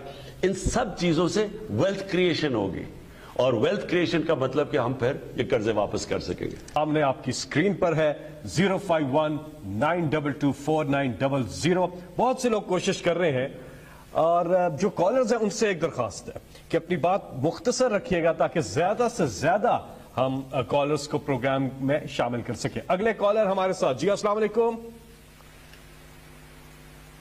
ہلو، وعلیکم السلام. جی کون صاحب؟ میرا نام منظور نقوی ہے، میں لاہور سے عرض کر رہا ہوں. جی فرمائیے. جی وزیر اعظم صاحب کو میرا سلام پہنچے پہلے تو. جی منظور صاحب سن رہا ہوں. وعلیکم السلام. میں وزیر اعظم صاحب، میں آپ کے حلقہ انتخاب سے ہوں، اور میں آپ کے ساتھ کافی عرصے سے ایک نظریاتی سوچ لے کر چل رہا ہوں کہ آپ نے جو علم بلند کیا تھا کرپشن کے خلاف، مافیات کے خلاف، شوگر مافیا، ڈرگ مافیا، جتنے بھی مافیات ہیں ان سب کے خلاف ایک آپ نے علم بلند کیا تھا. تو میں اس سوچ کا خود حامی ہوں، اور میں آپ کے ساتھ صرف اسی وجہ سے چل رہا ہوں، شامل ہوں. لیکن مجھے ایک چیز نظر آ رہی ہے کہ 3 سال گزر گئے ہیں، ابھی تک ہم اس طرف چلے نہیں ہیں، اور یہ مافیا جتنے بھی ہیں یہ طاقتور ہوتے جا رہے ہیں، بلکہ معذرت کے ساتھ کہ آپ کی کابینہ میں بھی وہ نظر آتے ہیں مافیا، اور ابھی تک ان کے خلاف کوئی ایکشن شروع نہیں ہوا. ابھی کچھ حال ہی میں 1-2 مافیا کے خلاف آپ نے ایکشن لیا ہے جو بہت قابل ستائش بھی ہے، اور ہمیں کوئی تسلی بھی ہوئی ہے. لیکن ابھی بہت کام باقی ہے اور ٹائم بہت تھوڑا رہ گیا ہے. تو جی منظور صاحب دیکھیں، میں جو آپ کے اندر یہ فیلنگ ہے نا کہ تیزی سے چیزیں نہیں ہو رہی، میں پھر سے آپ کو ایک چیز سمجھاتا ہوں. फ्रेंच रेवोल्यूशन हुई, उन्होंने जो भी पुराने थे उनकी गर्दनें उतार दी, एकदम सारा चेंज आ गया। खोमीनी की रेवोल्यूशन हुई, सारे पुराने थे वो या जहाज में बैठ के उन्होंने बाहर भेज दिया और या उनकी गर्दनें उठ गई। देखिए, ये है डेमोक्रेटिक चेंज। एक टू पार्टी सिस्टम जो 35 साल से जड़ें गाड़ के बैठा हुआ था, उसको रिप्लेस करके एक नए लोग आए हैं। नए लोग आए हैं जिनको पहली दफा हुकूमत में, ज्यादातर तो हम पहली दफा हुकूमत में आए हैं, जिसके अंदर पुराना स्ट्रक्चर, वो ज्यादातर वही लोग चीजें बैठे हुए लोग, वो पुराना स्ट्रक्चर है। चेंज तो मैं आप मेरी से आज का दिन नोट करके राइटिंग में मेरे से ले लें कि इसको कोई ताकत आप नहीं रोक सकती। चेंज तो आ रहा है, आपके सामने चेंज है। आपके सामने सबसे बड़ा चेंज क्या है कि 35 साल जो लोग एक दूसरे को बुरा भला कह रहे थे, जो करप्ट कह रहे थे, जो पेट फाड़ के पैसे निकालने थे, जिसको एक सरबराह को दूसरे ने जेल में डाला, जिन्होंने एक के ऊपर केसेस बनाए, सारे एक प्लेटफॉर्म पे खड़े होकर एक ही बात कर रहे हैं कि जनाब किसी ना किसी तरह इमरान खान को फारग करो। हमें और सब मंजूर है लेकिन इमरान खान को फारग करें। ये ही है चेंज। और वो चेंज, वो डिमांड, सिर्फ वो एक चीज चाह रहे हैं कि इमरान खान ये कह दे कि हाँ जी वो नैब के मैं सारे कानून चेंज कर देता हूं ताकि सब एनआरओ मिल जाए या फारग हो जाए। चेंज ये है कि आज एक वो गवर्नमेंट खड़ी है, वो कहती है आप जो मर्जी कर लें। हमने ये जो केसेस ताकतवर, जो आज तक ताकतवर हमेशा अपने लिए प्रिविलेज पोजीशन समझता था, पुलिस वाला आता था तो उसे कहता था पता नहीं मैं कौन हूं। ये वो गवर्नमेंट है जो पहली दफा किसी को नहीं, यानी जो कानून तोड़ेगा उसके पीछे है।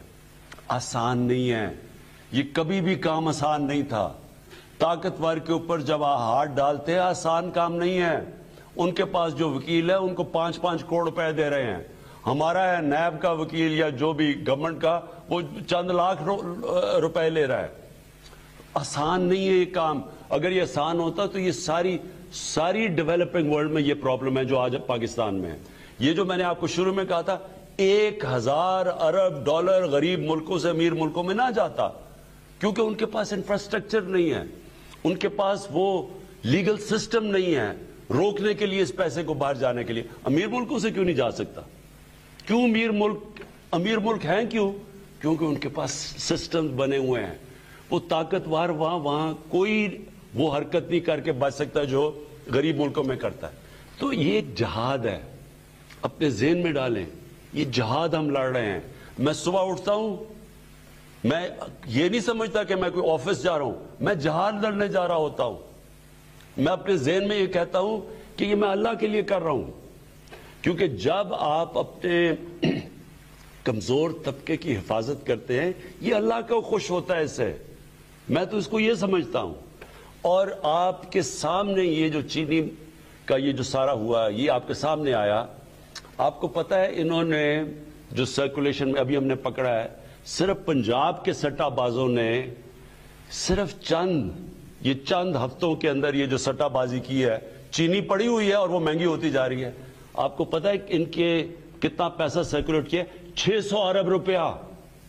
600 अरब रुपया सिर्फ चीनी में इनके बैंक अकाउंट्स में से पैसा गया जो अभी हमने पकड़ा है। 600 अरब रुपया। आप सोच लें कि किस तरह का पैसा बन रहा है और किसका खून चूस के बन रहा है? अवाम की। तो सिर्फ मैं आपको कहना चाहता हूं, सब्र करें। होना है, रुकना नहीं है। ये जहाद है और इसमें मैं सारी कौम को चाहता हूं कि साथ मेरे खड़े हो, क्योंकि मैं तो आपके लिए लड़ रहा हूं। नहीं तो ये मेरे साथ सामने सारे मिलके टोला जो खड़ा हुआ है, जो होता है वो साथ खड़ा होके तो जनाब किसी तरह गवर्नमेंट चली जाए और फिर शोर मचा हुआ है। कोई ये बात नहीं कर रहा कि गवर्नमेंट ने आज तक अच्छाइयां क्या की। मैं अभी इसके बाद मैं ये जरूर कहना चाहता हूं कि थोड़ी देर में मैं आपको बताऊंगा कि हमें कौन सा पाकिस्तान मिला और आज वो पाकिस्तान किधर खड़ा है। मुझे ये नहीं नजर आता, कोई इसकी बात नहीं करता कि किस तरह हमने इस मुल्क को स्टेबलाइज किया, किस तरह आज मुल्क माशी तौर पे आगे जा रहा है। कभी सुना है पाकिस्तान का रुपया ऊपर जाना शुरू हो जाए? नीचे तो गिरता हमने देखा है। 12 रुपए का होता था डॉलर, आज जो इधर आया तो गिरता ही गया ना। یہ پہلی دفعہ ہے کہ پاکستان کا روپیہ مضبوط ہونا شروع ہو گیا. کچھ تو ٹھیک کر رہے ہیں نا ہم. کورونا کے دور میں ساری دنیا کا حال دیکھیں اور پاکستان کے سارے جتنے بھی اکانومی کے انڈیکس ہیں وہ پازیٹیو جا رہے ہیں. میں اس لیے چاہ رہا ہوں کہ ذرا حماد آپ کو میں نے دعوت دی ہے, صرف یہ بتا دیں کہ پاکستان تھا کیا 2018 میں اور آج ہم کدھر کھڑے ہیں معاشی طور پہ. جب 2018 میں ہم نے حکومت سنبھالی تو ملک کے معاشی انڈیکیٹرز اس صورتحال میں تھے کہ ہم میڈیا میں جا کے لوگوں کو بتا نہیں سکتے تھے, کیونکہ اگر ہم لوگوں کو کھل کے بتا دیتے تو کرنسی مارکیٹس میں, اسٹاک مارکیٹس میں ایک افراتفری کا عالم ہو جانا تھا. صورتحال یہ تھی کہ ملک آپ کا ڈیفالٹ کے قریب کھڑا تھا, فورن ایکسچینج ریزروز ہمارے تقریباً ختم ہو گئے تھے, اور جو 7-8 ارب ڈالر نظر بھی آ رہے تھے اسٹیٹ بینک میں وہ بھی چھوٹے مدت کے قرضوں کے اوپر مبنی تھے جو 2-3 مہینوں میں واپس کرنے ہوتے ہیں اور رول اوور کرنا ہوتا ہے.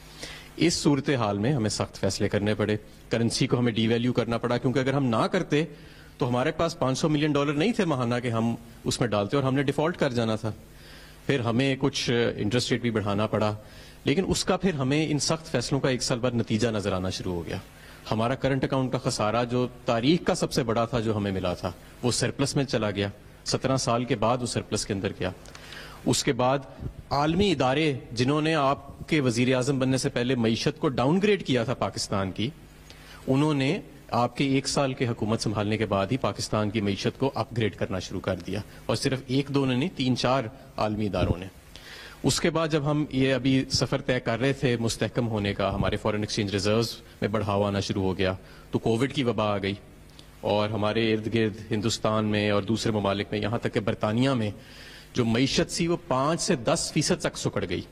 لیکن کیونکہ آپ نے بر وقت یہ فیصلہ کیا کہ ہم نے صرف جانوں کو نہیں بچانا بلکہ روزگار کو بھی بچانا ہے, تو ہم نے ایک حکمت عملی سے ہم چلے. ہم نے مغربی پالیسیز کو اندھادھند فالو نہیں کیا, تو ہمیں صرف 0.4% کنٹریکشن یعنی سکڑاؤ نظر آیا, اور وہ بھی ہم نے بڑی جلدی کور کر لیا. جب کووڈ کی وبا آئی تو جو بر وقت ہم نے پیکیجز دیے, 30 لاکھ کاروباروں کے ہم نے بجلی کے بل معاف کیے, تقریباً 1.70 کروڑ گھرانوں کو ہم نے فوری طور پہ احساس کے ذریعے امداد دی, اپنے کاروباروں کو ہم نے سستی مدت کے اوپر قرضے دیے, پے رول فائنینسنگ کی, اور بے شمار ہم نے پیکیجز کا اناؤنس کیا. تو اس کے نتیجے میں جو انیشل فورکاسٹ تھا کہ اس سال ہماری معیشت جتنی گرو کرے گی, اب اسٹیٹ بینک کا خیال ہے کہ اس سے دگنی رفتار پہ کرے گی. اور نہ صرف یہ, اس کووڈ کی وبا کے باوجود آج پاکستان میں لارج سکیل مینوفیکچرنگ یعنی کہ جو بڑی سطح کی صنعت ہے جس کو ہم میجر کرتے ہیں, وہ تقریباً 8% پہ گرو کر رہی ہے. آٹو موبائل کی کمپنیاں اشتہار دے رہی ہیں کہ ہمیں تاریخ میں اتنی زیادہ سیل کبھی نہیں ہوئی. سیمنٹ کی ہماری ریکارڈ سیل ہو رہی ہے. یوریا ہمارے کسانوں نے اس مرتبہ 10 سال کے بعد ریکارڈ خریدا ہے. ہمارے کسانوں نے ٹریکٹرز کی ریکارڈ سیل کی ہے, ریکارڈ خریداری کی ہے. اس کے علاوہ آپ تمام دیکھ لیں, ہمارا جو ٹیکسٹائل, نون لیگ کے دور میں 100 سے زیادہ ٹیکسٹائل ملیں بند ہو گئیں, وہ ہم نے ریوائیو کی. ہزاروں پاور لومز فیصل آباد میں بند ہو گئیں, وہ تمام ہم نے ریوائیو کی.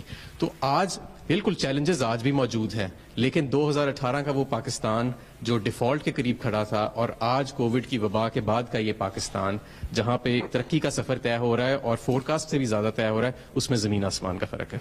جی شکریہ حماد. میں صرف لوگوں کو, اپنی عوام کو بتانا چاہتا ہوں کہ دیکھیں یہ بڑا مشکل 2 سال گزرے. میری زندگی کے سب سے مشکل چیلنجنگ 2 سال تھے.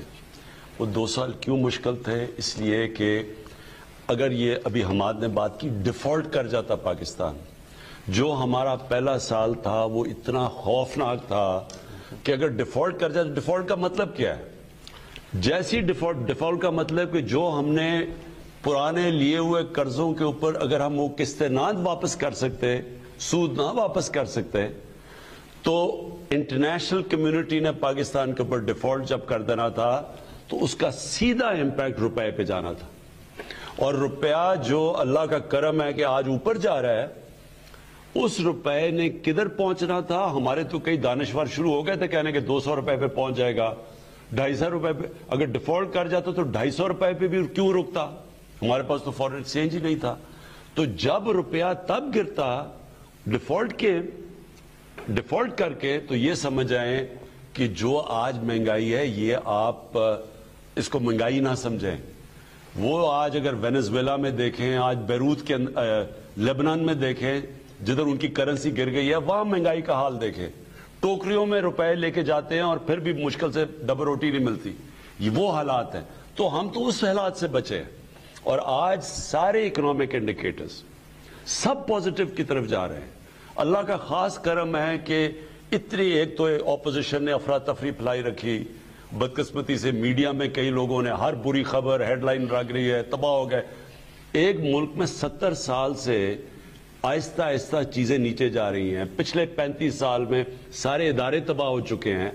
वो तो आप कोई भी दिखा दें कि जी देखें ये किसी अस्पताल में चले जाएं, जी देखें ये ठीक नहीं है, आप तो किसी चीज को भी सामने ला सकते थे। लेकिन जो पॉजिटिव चीजें हुई हैं, मेरी रिक्वेस्ट ये है खुद इन्वेस्टिगेट करें। ये तो झूठ नहीं बोल रही ना फिगर साहब कि पाकिस्तान की तारीख में सबसे ज्यादा सीमेंट की सेल्स हुई। टोयोटा कह रही है इंडोस्पोर्टर्स कि 30 साल में सबसे ज्यादा गाड़ियां बिकी हैं। तो कुछ तो हो रहा है ना इकोनॉमी में कि जो एकदम चेंज आ गया। और ये चेंज इंशाल्लाह, मैं आपको ये आज कहूं, हमें पता नहीं कि बाहर कोई हालात बिगड़ ना जाए, लेकिन जिस तरह अब हम जा रहे हैं आगे मजीद आपको मैं बताऊंगा ये मुल्क अब ऊपर जाएगा। हमारे इंशाल्लाह जो कि टूरिज्म है, अभी तो मैंने इसकी बात ही नहीं की टूरिज्म की, ये टूरिज्म ही मुल्क को उठा देगी। जो ज़रूरी इस्लाहत अब हम करने जा रहे हैं, और इस महीने मैं आपको एक पैकेज लेके आ रहा हूं ज़रूरी इस्लाहत का, जो रेवोल्यूशन है कि हमने कैसे इस मुल्क को चेंज करना है। और एक रेवोल्यूशन शुरू हो गई है। जो हम बाहर से तेल इंपोर्ट करते हैं, ये जो एडिबल ऑयल जो पता नहीं $3 अरब हम इसके ऊपर खर्च करते हैं, और बाहर वो महंगा होता है तो यहां भी घी महंगा हो जाता है। हम अब जो जैतून की जो इस मुल्क में अब जैतून के दरख्त लग रहे हैं और जो रेवोल्यूशन आ रही है, हमें कभी कहीं से बाहर तेल इंपोर्ट नहीं करना पड़ेगा, और बल्कि हम एक्सपोर्ट करेंगे इसको। ये जो सारा इलाका अब लाखों करोड़ों दरख्त लग रहे हैं अब हमारे जैतून के, और उसी तरह जो नई अब मैं ज़रूरी पॉलिसी लेके आऊंगा, ये जो हमारा एग्रीकल्चर है इसको इंशाल्लाह हम उठा देंगे। जी शुक्रिया प्राइम मिनिस्टर साहब। अब हम 3 बैक टू बैक कॉल्स लेंगे। जी हमारे साथ है कौन? अस्सलाम वालेकुम। वालेकुम सलाम जी, मैं नसीम भट्टी ट्रक नंबर 43 GB कोहाली तहसील समुद्री से बात कर रहा हूँ। जी जी जी। जहाँ पूरे इलाके में मेरी आवाज आ रही है आपको? जी आ रही है जी, क्या सवाल है आपका? जहाँ पूरे इलाके में जेरे जमीन पानी की सतह ऊपर आ चुकी है क्योंकि डेम नाला ब्लॉक हो चुका है और हजारों एकड़ गन्ना की फसल तबाह हो चुकी है, और इस इलाके को हुकूमत पंजाब का जो बोर्ड ऑफ रेवेन्यू है उसके मुताबिक इसे फूड बास्केट कहा जाता है। और जहाँ के MP हैं हाफिज ममताज, उन्होंने भी कोई दिलचस्पी नहीं दी। एग्रीकल्चर ऑफिसर हैं, उसके बाद ये ड्रेनेज डिपार्टमेंट के SCO, HDM, they are not performing their duties properly। मुझे ये बताएं कौन सा एरिया है? समुद्री फैसलाबाद। समुद्री के अंदर। और क्या कह रहा है कि पानी ऊपर आ गया? जी जेर जमीन पानी जो ऊपर। ये प्लीज यार नाला बंद हुआ है कोई, जिसकी वजह से। ओके, ये नोट करें प्लीज इसका। जी अगले कॉल है हमारे साथ जी। अस्सलाम वालेकुम। अस्सलाम वालेकुम। जी जी मुख्तसर रखिएगा बात को जी, क्या सवाल है आपका जी? कौन साहब कहाँ से? इमरान अब्बासी एडवोकेट बात कर रहा हूँ। मेरा तहल्लुक डिस्ट्रिक्ट अब्ताबाद के गांव जना से है, तहसील लोरा है। जी जी। मेरा खान साहब से सबसे पहले तो इनको मुबारकबाद देता हूँ। इनको खतून अव्वल को ये कोरोना से इन्होंने रिकवरी हुई है, इतनी मुजी बीमारी से इनकी रिकवरी हुई है, अल्लाह ताला का लाख लाख शुक्र है। उसके बाद मेरा सवाल है एक खान साहब से, ये मेरा सवाल भी है और लाखों लोगों की एक मर्सी पिटीशन भी है खान साहब आपसे, कि गोहरा गली का लोरा अब्ताबाद एक रोड जाता है जो कि पंजाब को और केती को लिंक करता है। इस रोड पे क्रशिंग स्टोन माफिया और क्रशिंग जो प्लांट्स हैं ये लगे हुए हैं, और ये इतने पावरफुल हैं, ये मकामी रहनुमा है, हुकूमती रहनुमा है एक मरी से उनके ही हैं, कि इन प्लांट के अगेंस्ट सुप्रीम कोर्ट सोमोटो ले चुकी है। कैपिटल न्यूज जो ये अमित मीर साहब का प्रोग्राम था वहां पे भी इसको अब एक पूरा प्रोग्राम किया जा चुका है। मीडिया जैसे स्ट्रॉन्ग भी लोग भी इस पे आ चुके हैं, लेकिन आज दिन तक ये वहां पे क्रशिंग स्टोन को खत्म नहीं किया जा सका। क्रशिंग स्टोन जो मशीन है और ये जो वहां पे आज दिन तक रोड की तबाही हो रही है वहां पे, और यकीन करें कि कई दहाइयों से ये वो इलाका है जो कि वो जो सड़क नथिया गली पे जाती है वहां से अब्ताबाद से, اس کی بات کر رہے ہیں.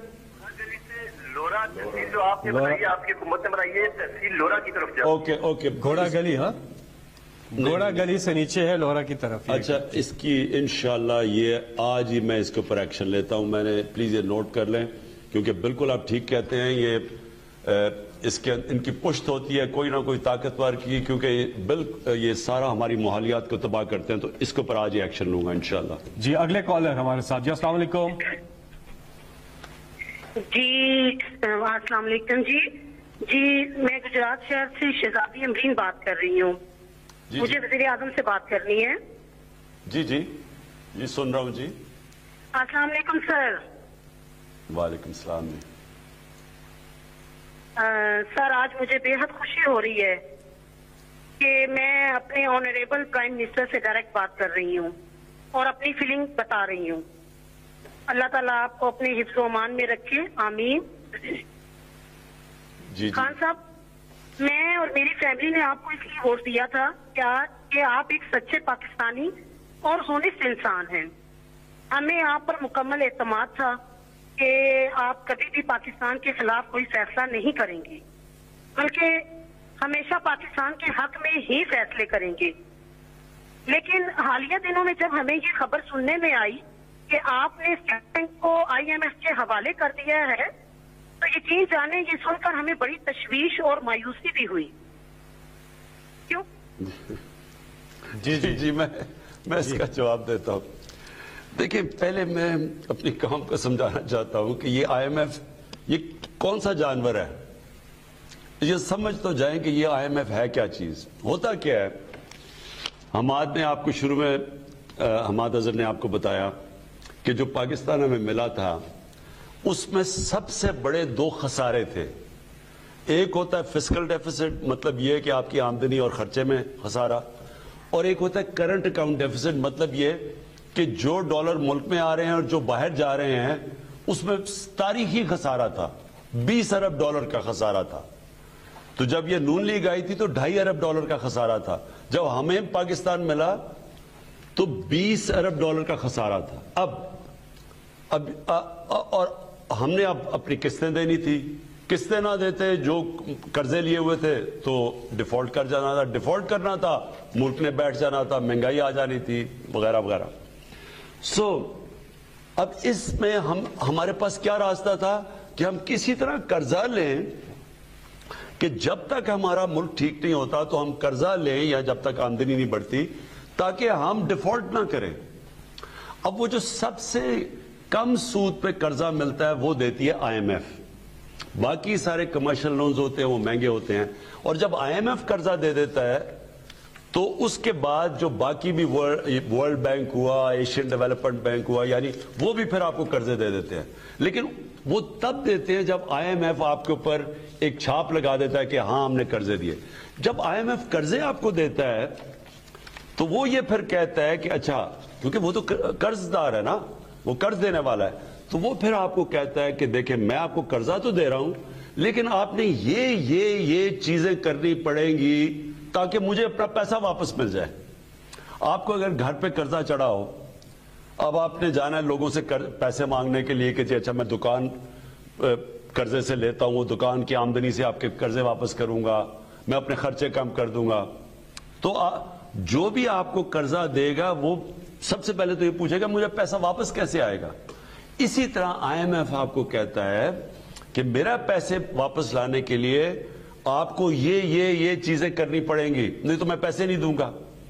اب ہمارے پاس یا تو ہم IMF کے پاس نہ جائیں، کمرشل بینک کے پاس جائیں، وہ جو جس سود پہ وہ قرضے دیں گے وہ ہم برداشت ہی نہیں کر سکتے کیونکہ سب سے کم سود IMF لیتا ہے.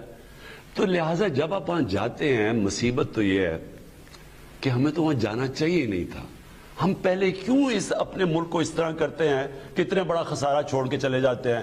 خود بار بار لندن میں بڑے بڑے محلات، بڑے بادشاہوں کی طرح رہ رہے ہیں، بڑی بڑی گاڑیاں چلا رہے ہیں، یہاں کا پیسہ چوری کر کے وہاں لے گئے ہیں اور ملک کو مقروض کر کے چھوڑ گئے ہیں اور ہمارے اوپر سارا بوجھ گر گیا کہ جی اب کیا کریں ملک. جب ہم IMF کے پاس گئے انہوں نے کنڈیشنز لگا دی. اب اللہ کا کرم یہ ہے کہ کہ آج آپ ذرا سمجھ جائیں کہ آج ہم کھڑے کدھر ہیں. ابھی ہمارے ایک تو اس نے یہ آپ کو بتا دیا نا کہ ہماری ساری چیزیں پازیٹو ہیں. جو کرنٹ اکاؤنٹ جو ہمیں ملا تھا سب سے بڑا خسارہ, آج پاکستان 7 مہینے سے ہمارا جو کرنٹ اکاؤنٹ ہے وہ سرپلس پہ چلا گیا ہے. 20 ارب ڈالر کے خسارے سے پچھلے 7 مہینے میں. یہ بہت بڑی ہماری اچیومنٹ ہے جو کوئی اس کے اوپر بات ہی نہیں کرتا کہ آج ہم سرپلس پہ ہیں. ہمارے ملک میں زیادہ ڈالر آ رہے ہیں, کم باہر جا رہے ہیں, جس کی وجہ سے روپیہ مضبوط ہو رہا ہے, جس کی وجہ سے اتنی دیر کے بعد روپیہ طاقت پکڑ رہا ہے. اگر خسارہ ہوتا روپیہ نے نیچے گرنا تھا. تو مسئلہ اب کیا ہے؟ مسئلہ یہ ہے کہ IMF کے ہم پروگرام میں ہیں, وہ اب کہہ رہے ہیں کہ آپ کو یہ کنڈیشنز کرنی چاہیے. اسٹیٹ بینک ان میں سے ایک ہے. اسٹیٹ بینک میں جو ابھی آپ اتنا جو شور مچ گیا ہے, یہ صرف ایک سرسری چیز سامنے آئی ہے. اس کے اوپر ابھی پارلیمنٹ میں جا کے ڈیبیٹ ہونی ہے پوری, اور پارلیمنٹ میں ڈیبیٹ یہ ہوگی, سارے اپنے سامنے رکھیں گے. ظاہر ہے ہم کوئی ایسی چیز تو نہیں کرنے لگے. میری تو کوئی باہر پراپرٹیز نہیں ہے, میرے تو باہر بینک اکاؤنٹس نہیں ہے, میرا تو جینا مرنا یہاں ہے. وہ کوئی آپ سمجھتے ہیں کہ میں ایسی چیز کروں گا جدھر پاکستان کے انٹرسٹ کو میں کمپرومائز کروں گا؟ ہاں, اگر میری اربوں ڈالر کی باہر پراپرٹیز ہوتی اور محلات ہوتے تو میں بھی سوچتا پاکستان ڈوبے گا, میں باہر چلا جاؤں گا. جس طرح کہ کبھی ہوا ہی نہیں ہے کہ ایک ملک کا 3 دفعہ پرائم منسٹر, اس کے بچے بھی باہر بیٹھے ہیں, اس کے پراپرٹیز بھی ہیں, مہنگے مہنگے گھر بھی باہر ہیں, بڑی بڑی گاڑیاں بھی باہر ہیں, اور ہے یہاں کا جی میں پاکستان کا یہ دنیا میں کہیں نہیں ہوتا. جب آپ کا جینا مرنا آپ کے ملک میں ہوتا ہے, آپ کبھی اپنے ملک کے لیے وہ فیصلے نہیں کریں گے جو اس ملک کو نقصان پہنچیں گے. تو آپ بے فکر ہو جائیں. ہم IMF سے بات چیت کریں گے, کر رہے ہیں, مسلسل کہتے رہتے ہیں. جدھر ہمارے ملک کا انٹرسٹ آ جاتا ہے, آپ میرے پہ پورا اعتماد رکھیں, کیونکہ میں نے تو یہاں جینا مرنا ہے نا, تو وہ کوئی ایسی چیز نہیں ہونے دوں گا.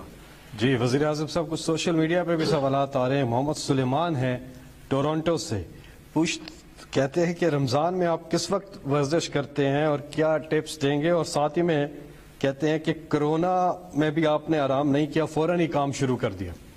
دیکھیں, کرونا کا میں رمضان میں تو ورزش ہمیشہ روزہ کھولنے سے پہلے کرتا ہوں, اور وہ آپ کو سب کو کرنی چاہیے, کیونکہ روزہ رکھنا ورزش کے بغیر مطلب کہ آپ رمضان کو ضائع کر رہے ہیں. یہ جو سو کے رمضان گزار دیتے ہیں, یہ تو بلکہ آپ کو رمضان کے بعد آپ کو مینٹلی بھی زیادہ طاقت ملنی چاہیے, اور فزیکلی بھی آپ کو طاقت ملنی چاہیے اگر آپ صحیح معنی میں روزے رکھیں.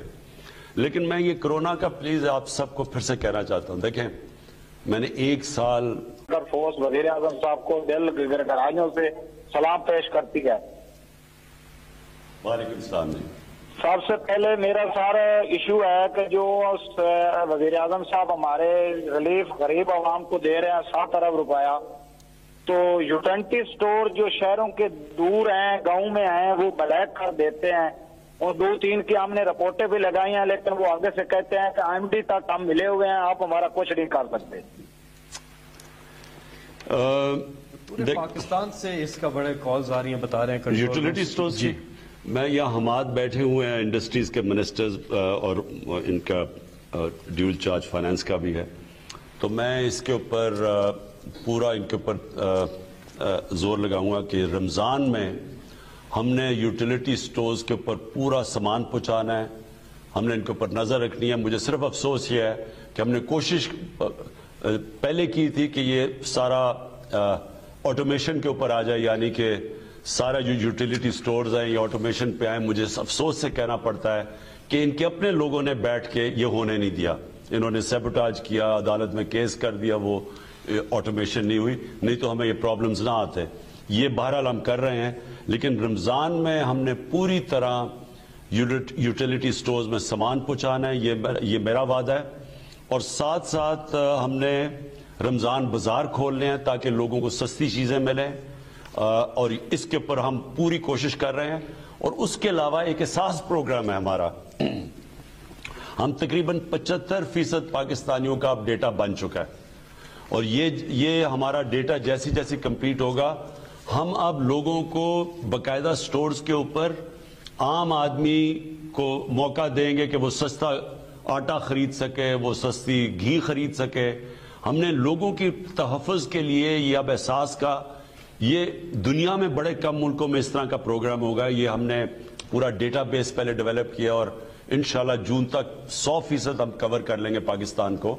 تو ہم ڈائریکٹلی لوگوں کو، عام آدمی کو ڈائریکٹ سبسڈی دے سکیں گے، اور وہ بنیادی چیزوں پہ، دالوں پہ، آٹے پہ، گھی پہ، تاکہ عام آدمی کے لیے یہ جو مہنگائی کا بوجھ ہے یہ نہ پڑے.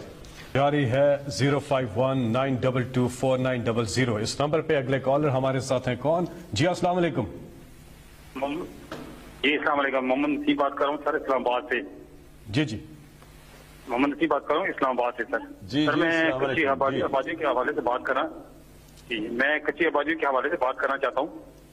پی ایم ہاؤس کے ساتھ ایک کچی آبادی ہے مسلم کانفرنس، مسلم کالونی، جو کہ اس کو مالکانہ حقوق دیے گئے تھے 2000 مشرف صاحب کے دور میں. اس کے بعد جمہوری حکومتیں آئیں لیکن انہوں نے کچھ بھی اس آبادی کے بارے میں نہیں کیا.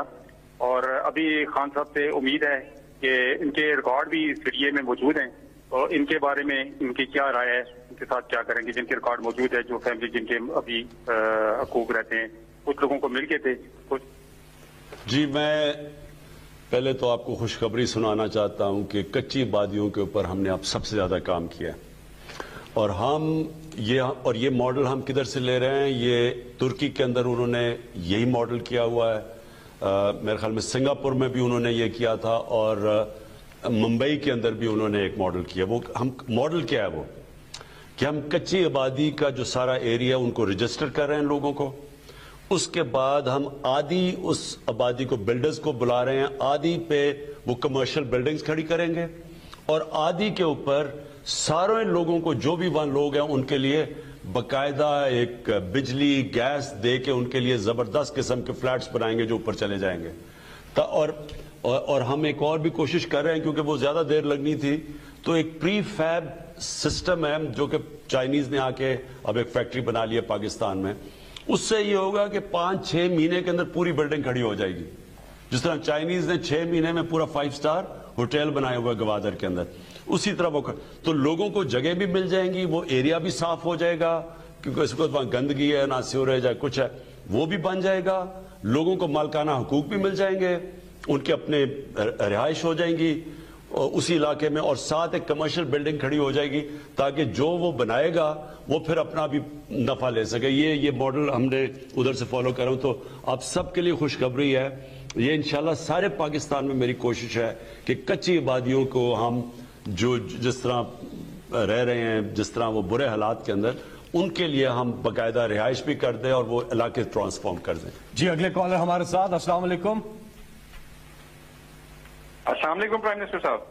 جی وعلیکم السلام. جی سر میرا نام فیصل مکی ہے اور میں ملتان سے بات کر رہا ہوں. سر میرا کوشچن یہ ہے کہ آپ نے بادشاہ اور موما ڈیم بنانے کے لیے جو اہم اقدامات کیے ہیں وہ اس ملک کی ترقی میں بہت اہم رول پلے کریں گے، لیکن دوسری طرف ہمارے ملک میں گزشتہ 25 سالوں سے آئی پی پیز کے اوپر انحصار کیا جا رہا ہے، جس سے سرکولر ڈیٹ بڑھتا ہی چلا جا رہا ہے اور عوام کو مہنگی بجلی کا بوجھ برداشت کرنا پڑ رہا ہے. دیکھیں، میں اب یہ بھی ایک بہت بڑی دکھ بھری کہانی ہے کہ ہم نے آئی پی پیز کے ساتھ کانٹریکٹس ایسے سائن کیے کہ یہ نہیں کہ گورنمنٹ اپنے لوگوں کی مفادات کی حفاظت کرے، وہ آئی پی پیز کے مفادات کی حفاظت کر رہی ہے. اور مجھے پتا ہے وہ کیوں کر رہی تھی، کیونکہ انہوں نے کمیشن پیسے بنائے ہیں اس میں سے. مجھے افسوس سے کہنا پڑتا ہے. دیکھیں کرپشن جو ہے نا، یہ کیسے ایک ملک کو تباہ کرتی ہے. میں آپ کو سمپل مثال دے رہا ہوں. ایک عام آدمی پٹواری کرپشن کرتا ہے، لوگ تنگ ہوتے ہیں، لیکن ملک تباہ نہیں ہوتا. ملک تباہ کیسے ہوتا ہے؟ 100 ارب روپے کا آپ نے پاور جنریشن کا پلانٹ لگانا ہے. ساری دنیا میں آپ کمپنیز بنائیں باہر، وہ بیڈ کرتی ہیں کہ ہاں جی میں 100 ارب روپے کا. آپ کہتے ہیں نہیں جی 100 ارب کا نہیں مجھے چاہیے، آپ اس کو 130 ارب کا کر دیں. 100 ارب کا وہ پروجیکٹ بنے گا اور 30 ارب روپے میرے باہر بینک اکاؤنٹ میں ڈال دیں. یہ ایک ملک کی تباہی کا باعث بنتی ہے. ہوتا کیا ہے کہ قوم کو جو بجلی جو 100 ارب روپے کے اوپر ٹیرف ہونا چاہیے وہ 130 ارب پہ چلا جاتا ہے. آج پاکستان کے اندر جو ہم بجلی اپنی انڈسٹری کو دے رہے ہیں وہ 25 اور 30% بنگلہ دیش اور ہندوستان سے زیادہ مہنگی ہے. اور اس میں اگر آپ دیکھیں تو وہی پاور پروجیکٹ جو لگا ہوا ہے باقی جگہوں کے اوپر, اس سے ہمارا 30% زیادہ پاور پروجیکٹ لگ جاتا ہے. ہوتا کیا ہے پھر عوام کو مہنگی بجلی خریدنی پڑتی ہے. اب ہمارے ملک میں مسئلہ کیا بنا ہوا ہے, جو پاور پروجیکٹ سائن کیے ہوئے ہیں پچھلی حکومتوں نے, اور پھر وہ پاور پروجیکٹ سائن یہ نہیں کہ ٹیرف ان کو جو دیا ہوا ہے, جس ٹیرف کے اوپر وہ بجلی بنا رہے ہیں, اس کے علاوہ ان سے کیپیسٹی پیمنٹ, مطلب یہ کہ ہم بجلی خریدیں یا نہ خریدیں ہمیں پھر بھی قیمت ان کو دینی پڑتی ہے. اس سے کیا ہوا ہے کہ 2023 تک صرف جو ہماری کیپیسٹی پیمنٹس ہوں گی وہ تقریباً 1500 ارب روپے ہمیں دینا پڑے گا. ہم جب گورنمنٹ میں آئے تھے ہمیں کتنی دینی پڑی تھی؟ ہم جب گورنمنٹ میں آئے تھے تو 450 ارب روپے کی کیپیسٹی پیمنٹس تھی.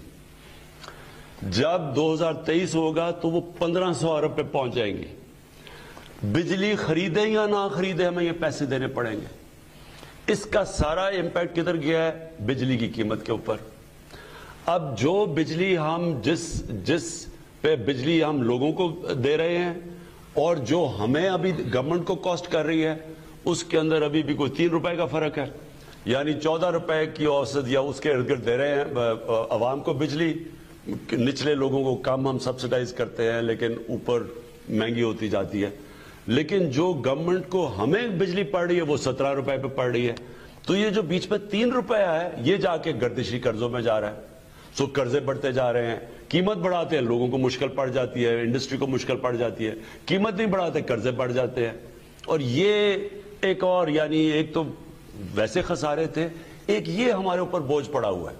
اب اس کے لیے ہم نے آئی پی پیز کے ساتھ ری نیگوشیٹ کیے کانٹریکٹ. ہم نے جو گیس لے رہے تھے قطر سے جس پہ انہوں نے, وہ ہم نے ری نیگوشیٹ کر کے گیس کی قیمت کم کی ہے. اور ابھی بھی ہم لگے ہوئے کوششیں کر رہے ہیں کہ ہم کسی طرح نیگوشیٹ کریں کہ اس کی تھوڑی ہمارے پر عوام پہ بوجھ کم ہو. لیکن صرف یہ ہے ہمارا مسئلہ, اس کے اوپر بھی جس طرح, کیونکہ یہ مہنگائی کے اوپر بھی افیکٹ کرتی ہے. جو اوور آل مہنگائی ہے اس کے اندر بجلی کی قیمت کا بہت بڑا امپیکٹ ہوتا ہے کیونکہ ساری چیزوں کو یہ افیکٹ کر جاتی ہے. تو اس کے اوپر صرف آپ کو کہنا یہ ہے کہ ہم پھنسے ہوئے ہیں, کوشش پوری کر رہے ہیں, اور انشاءاللہ اس کا جس طرح آئی پی پیز کے ساتھ بھی کوئی حل نکلا ہے اس کا بھی حل نکال رہے ہیں. جی وزیر اعظم صاحب, 2 کالرز آخری بڑی دیر سے ہولڈ پر بھی ہیں, تو اگر آپ کی اجازت ہو تو آخری 2 کالر سے بات کر لیں. جی السلام علیکم. السلام علیکم. جی وعلیکم السلام. جناب وزیر اعظم, میں غضنفر عبداللہ خان بات کر رہا ہوں, گڑھی دوپٹہ آزاد کشمیر سے. جی جی. میں کشمیر کے تناظر میں جناب وزیر اعظم 2 سوال کرنا چاہوں گا. جی جی. ایک تو آپ سے یہ میں جاننا چاہوں گا کہ 5 اگست 2019 کے جو نریندرا مودی کے اقدام کی بات ہندوستان کے ساتھ تجارت کیا ایک کشمیریوں کے لیے جو ہے ان کے زخموں پر نمک پاشی کے مترادف نہ ہوگا, اور دوسری طرف پاکستان کی ریاست کی کمزوری نہیں دکھائی دے گا. میں پہلے تو میں یہ واضح کر دوں کہ جب تک ہندوستان جو 5 اگست کو انہوں نے قدم اٹھایا تھا کشمیریوں کے اوپر, جب تک وہ اس کو ریورس نہیں کرتا کسی قسم کی نارملائزیشن نہیں ہو سکتی. نارملائزیشن نہیں ہو سکتی. اور مجھے یہ فخر ہے کہ جس طرح ہم نے ہر انٹرنیشنل فورم پہ جو ہم نے کشمیر کا کیس لڑا ہے, میں آپ کو چیلنج کرتا ہوں کہ 50 سال میں کسی حکومت نے ایسا نہیں لڑا. یہ صرف ایک کنسیڈر ہوئی تھی بات کہ ایمرجنسی کے اندر اگر ہم یہ, کیونکہ ہماری اس وقت کاٹن انڈسٹری پوری بوم کر رہی ہے, ایکسپورٹس اوپر جا رہی ہیں, تو ایمرجنسی میں شارٹیجز تو آ گئی ہیں وہ, اور ہم کسی طرح چینی, کیونکہ یہ جو مافیا بھی آپ کو جو بتایا ہے جس طرح یہ سٹا مافیا کھیل رہا ہے اور چینی کی اوپر لے کے جا رہا ہے, ان کے لیے ایک کنسیڈر ہوئی تھی بات کہ کیا ہم ہندوستان سے لے لیں. لیکن پھر کیبنٹ نے فیصلہ کیا کہ ہم کوئی بھی ایسی چیز نہیں کریں گے جو کشمیری لوگوں کو یہ لگے کہ ہم نارملائزیشن کی طرف جا رہے ہیں, حالانکہ ایمرجنسی تھی. تو ہم نے اس کو مسترد کر دیا. لیکن میری طرف سے آپ یہ ذہن میں ڈال لیں, کبھی بھی جب تک ہندوستان 5 اگست کو واپس نہیں جاتا, میں آپ کو یہ شورٹی دیتا ہوں کہ ہم نارملائزیشن کبھی ہندوستان سے نہیں کریں گے. جی اگلے کالر ہمارے ساتھ. السلام علیکم. السلام علیکم خان صاحب اور پوری قوم کو میری طرف سے اسلام. سر میرا نام راجہ خان ریاض ہے اور میں اسلام آباد NA53 کے ایک نواحی علاقے سوہان کا رہائشی ہوں. سب سے پہلے خان صاحب میں آپ کو مبارکباد پیش کروں گا کہ آپ نے الحمدللہ سے کورونا کی وبا سے جنگ کی اور اللہ پاک کی ذات نے آپ کو اس میں فتح دی. میرا سر ایک بنیادی ایک مسئلہ تھا جو میں آپ سے بیان کرنا چاہوں گا کہ اسلام آباد میں آپ کو بہتر پتا ہوگا کہ لوگوں کو گھر بنانا بہت مشکل کام ہے, وہ افورڈ نہیں کر سکتے. جو لوگ افورڈ نہیں کر سکتے وہ اسلام آباد کے نواحی علاقوں میں جیسے کہ 52 اور 53 کے نواحی علاقوں میں وہ سستے پلاٹ لے کے وہاں پہ گھر بناتے ہیں, جبکہ اسلام آباد انتظامیہ کی طرف سے, CDA کی طرف سے اور وابڈا کی طرف سے یہاں پہ بجلی کے کنیکشن اور سوئی گیس کے کنیکشن پہ بالکل پابندی لگی ہوئی ہے. تو سر میری یہ ریکویسٹ ہے کہ اس مسئلے کو دیکھا جائے اور بجلی کے کنیکشن اور اسلام آباد کی عوام کے لیے یہ حل کیا جائے. اور ایک جی دیکھیں, یہ میں نے شروع میں بھی بات کر دی تھی, ہاؤسنگ کا پرابلم ہے جس کی وجہ سے ہم نے یہ سارا جو نیا پاکستان لو کاسٹ ہاؤسنگ بنانے کا فیصلہ ہی تب کیا کیونکہ عام آدمی کے لیے بڑا مشکل ہے کیش دے کے گھر بنانا, اور شہروں کے اندر تو بہت مہنگی زمین ہے. تو یہ اس کی بنیاد یہ ہے. لیکن ایک اور مسئلہ آ گیا ہے کہ ہماری ان پلانڈ سیٹلمنٹ ہے. دیکھیں میں آج آخری میں بات کرتا ہوں اب, کیونکہ سارے پاکستان کے لیے میں اپنے ملک کے لیے بات کرنا چاہتا ہوں. دیکھیں میں وہ پاکستانی ہوں جس نے سارا پاکستان دیکھا ہوا ہے. کوئی ایسا علاقہ نہیں ہے پاکستان کا جدھر میں نہیں گیا.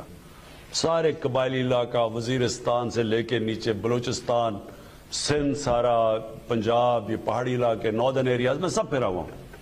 میں آپ کو یقین دلاتا ہوں کہ ہمارا یہ اللہ کا تحفہ ہے پاکستان کو. لوگوں کو پتہ ہی نہیں ہے کہ اللہ نے اس ملک کو کیا کیا چیزیں دی ہیں. یہ تو ابھی سے ٹورزم شروع ہوئی ہے کہ لوگ جانا شروع ہوئے اپنے ملک میں پھرنے کے لیے, یہ موبائل فون کی وجہ سے, کیونکہ وہ فیس بک پہ تصویر ڈالتے ہیں, لوگ کہتے ہیں اتنا خوبصورت ملک, تو سارے اگلے لوگ پہنچ جاتے ہیں. لوگوں کو ابھی پتہ چل رہا ہے. اس ملک کو بچانا بڑا ضروری ہے. ہم کر کیا رہے ہیں کہ ہماری کوئی ٹاؤن پلاننگ نہیں ہوئی, کوئی ہم نے شہروں کے ماسٹر پلان نہیں بنائے, شہر پھیلتے جا رہے ہیں, زرعی زمین ختم ہوتی جا رہی ہے. جب شہر پھیلتا جائے گا تو نہ ہم وہاں گندگی اٹھا سکتے ہیں, نہ ہم سیوریج سسٹم ڈال سکتے ہیں, نہ اس کو جب بجلی اور گیس کے کنیکشن دیتے ہیں اس کا خرچہ بہت بڑھ جاتا ہے. جو دنیا ماڈرن دنیا اوپر جاتی ہے وہ کسی وجہ سے جاتی ہے. وہ کوئی سوچ ہوتی ہے نا کہ آپ جب ایک چھوٹے ایریا میں اوپر چلے جائیں تو آپ ان کو فیسلٹیز پرووائڈ کر سکتے ہیں. وہ جب وہ شہر ہی پھیلتا جائے تو کون سی دنیا میں ملک ہے جو کہ ان کو ادھر تک فیسلٹیز دے گا. لہٰذا پہلے تو ہم ماسٹر پلان بنا رہے ہیں. سیکنڈلی نیا ہاؤسنگ کے اندر ہم پوری کوشش کر رہے ہیں کہ وہ ایریاز کے اندر ہم لوگوں کو آسانی سے لوگ اپنے گھر بنا سکیں, جو کرائے کی قسطیں وہ کر سکیں. تیسری چیز کیا ہے, یہ جو بلڈنگ, یہ جو ہاؤسنگ سوسائٹیز بنتی جا رہی ہیں, نہ وہ پرمیشن لیتی ہیں, جو مل کے ہاؤسنگ سوسائٹی بن جاتی ہے, نہ وہ کوئی ادھر ایک ہاؤسنگ سوسائٹی کے قانون کے مطابق بنتی ہے کہ کسی علاقوں میں بننی چاہیے جدھر پھر ان کو فیسلٹیز پرووائڈ کرنی چاہیے. نہ وہ فیسلٹیز پرووائڈ کرتی ہیں, نہ وہ کوئی گراؤنڈ کی جگہ چھوڑتی ہیں, وہ بند کر کے وہ چھوٹی چھوٹی سڑکیں گلیاں بن جاتی ہیں. اس لیے میں نے زور لگا رہا ہوں کہ ساری اتھارٹیز, CDA, LDA, جتنے بھی پشاور ڈیولپنگ, سب ابھی سے فیصلہ کریں کون سی لیگل ہیں کون سی انلیگل ہیں, ان کو جلدی ریگولرائز کریں, ان کو ٹھیک کروائیں. اصل میں مار کھا رہے ہیں جو بھی کالر نے بات کی کہ یہ انلیگل سوسائٹیز بن جاتی ہیں, وہ اب کہتے ہیں میں بجلی گیس دو, ہوتی لیگل وہ ہے نہیں, اور نہ ان کے پاس پروویژن سیوریج سسٹم نہ کچھ ہوتا ہے. تو اس کو پروٹیکٹ کرنے کے لیے ابھی سے ایمرجنسی بیسس پہ ہم نے اب کام شروع کیا ہوا ہے. جی وزیر اعظم صاحب بہت بہت شکریہ. اور پرائم منسٹر کا جو پورٹل ہے اس کا بھی آپ استعمال کر سکتے ہیں. اور ابھی شہزاد اکبر صاحب بتا رہے ہیں کہ پنجاب میں جو اس قسم کے مسئلے آتے ہیں اینٹی کرپشن کا ایک ایکسکلوسیو پورٹل ہے. جی ایک تو قبضہ گروپ ہے, کرپشن اور قبضہ گروپ. ایک تو میرا پورٹل ہے آپ کے پاس, جب بھی آپ کو موقع ملے کوئی بھی آپ چیز دیکھتے ہیں آپ اس کے اوپر میرے پورٹل کے اوپر رجسٹر کریں. ہم نے اب اسپیشل اسی کے اوپر پورٹل بنا رہا ہوں جس کا صرف اور صرف قبضہ گروپ, جو بھی قبضہ گروپ اب لوگوں کے اوپر قبضے کر رہے ہیں زمینوں پہ, اب فوری طور پہ میرے پورٹل کے اوپر آئیں. پنجاب گورنمنٹ نے اینٹی کرپشن نے خاص طور پہ انہوں نے بھی ایک پورٹل بنایا ہوا ہے قبضہ گروپ کا, اور اس وقت پنجاب گورنمنٹ سب سے زیادہ کام کر رہی ہے قبضہ گروپ کے خلاف. اور اوورسیز پاکستانی کے لیے بھی ہم نے خاص طور پہ بنایا ہوا ہے. پولیس کے پاس ایک پورٹل بنا ہوا ہے پنجاب پولیس کے پاس کہ جو بھی اوورسیز پاکستانی کی زمین پہ قبضہ ہوتا ہے وہ اس پورٹل کے اوپر چلے جائیں. اور یہ پہلی دفعہ ہم ہو رہا ہے کہ ہم یہ قبضہ گروپ کے خلاف ہم نے جہاد ڈکلیئر کی ہوئی ہے.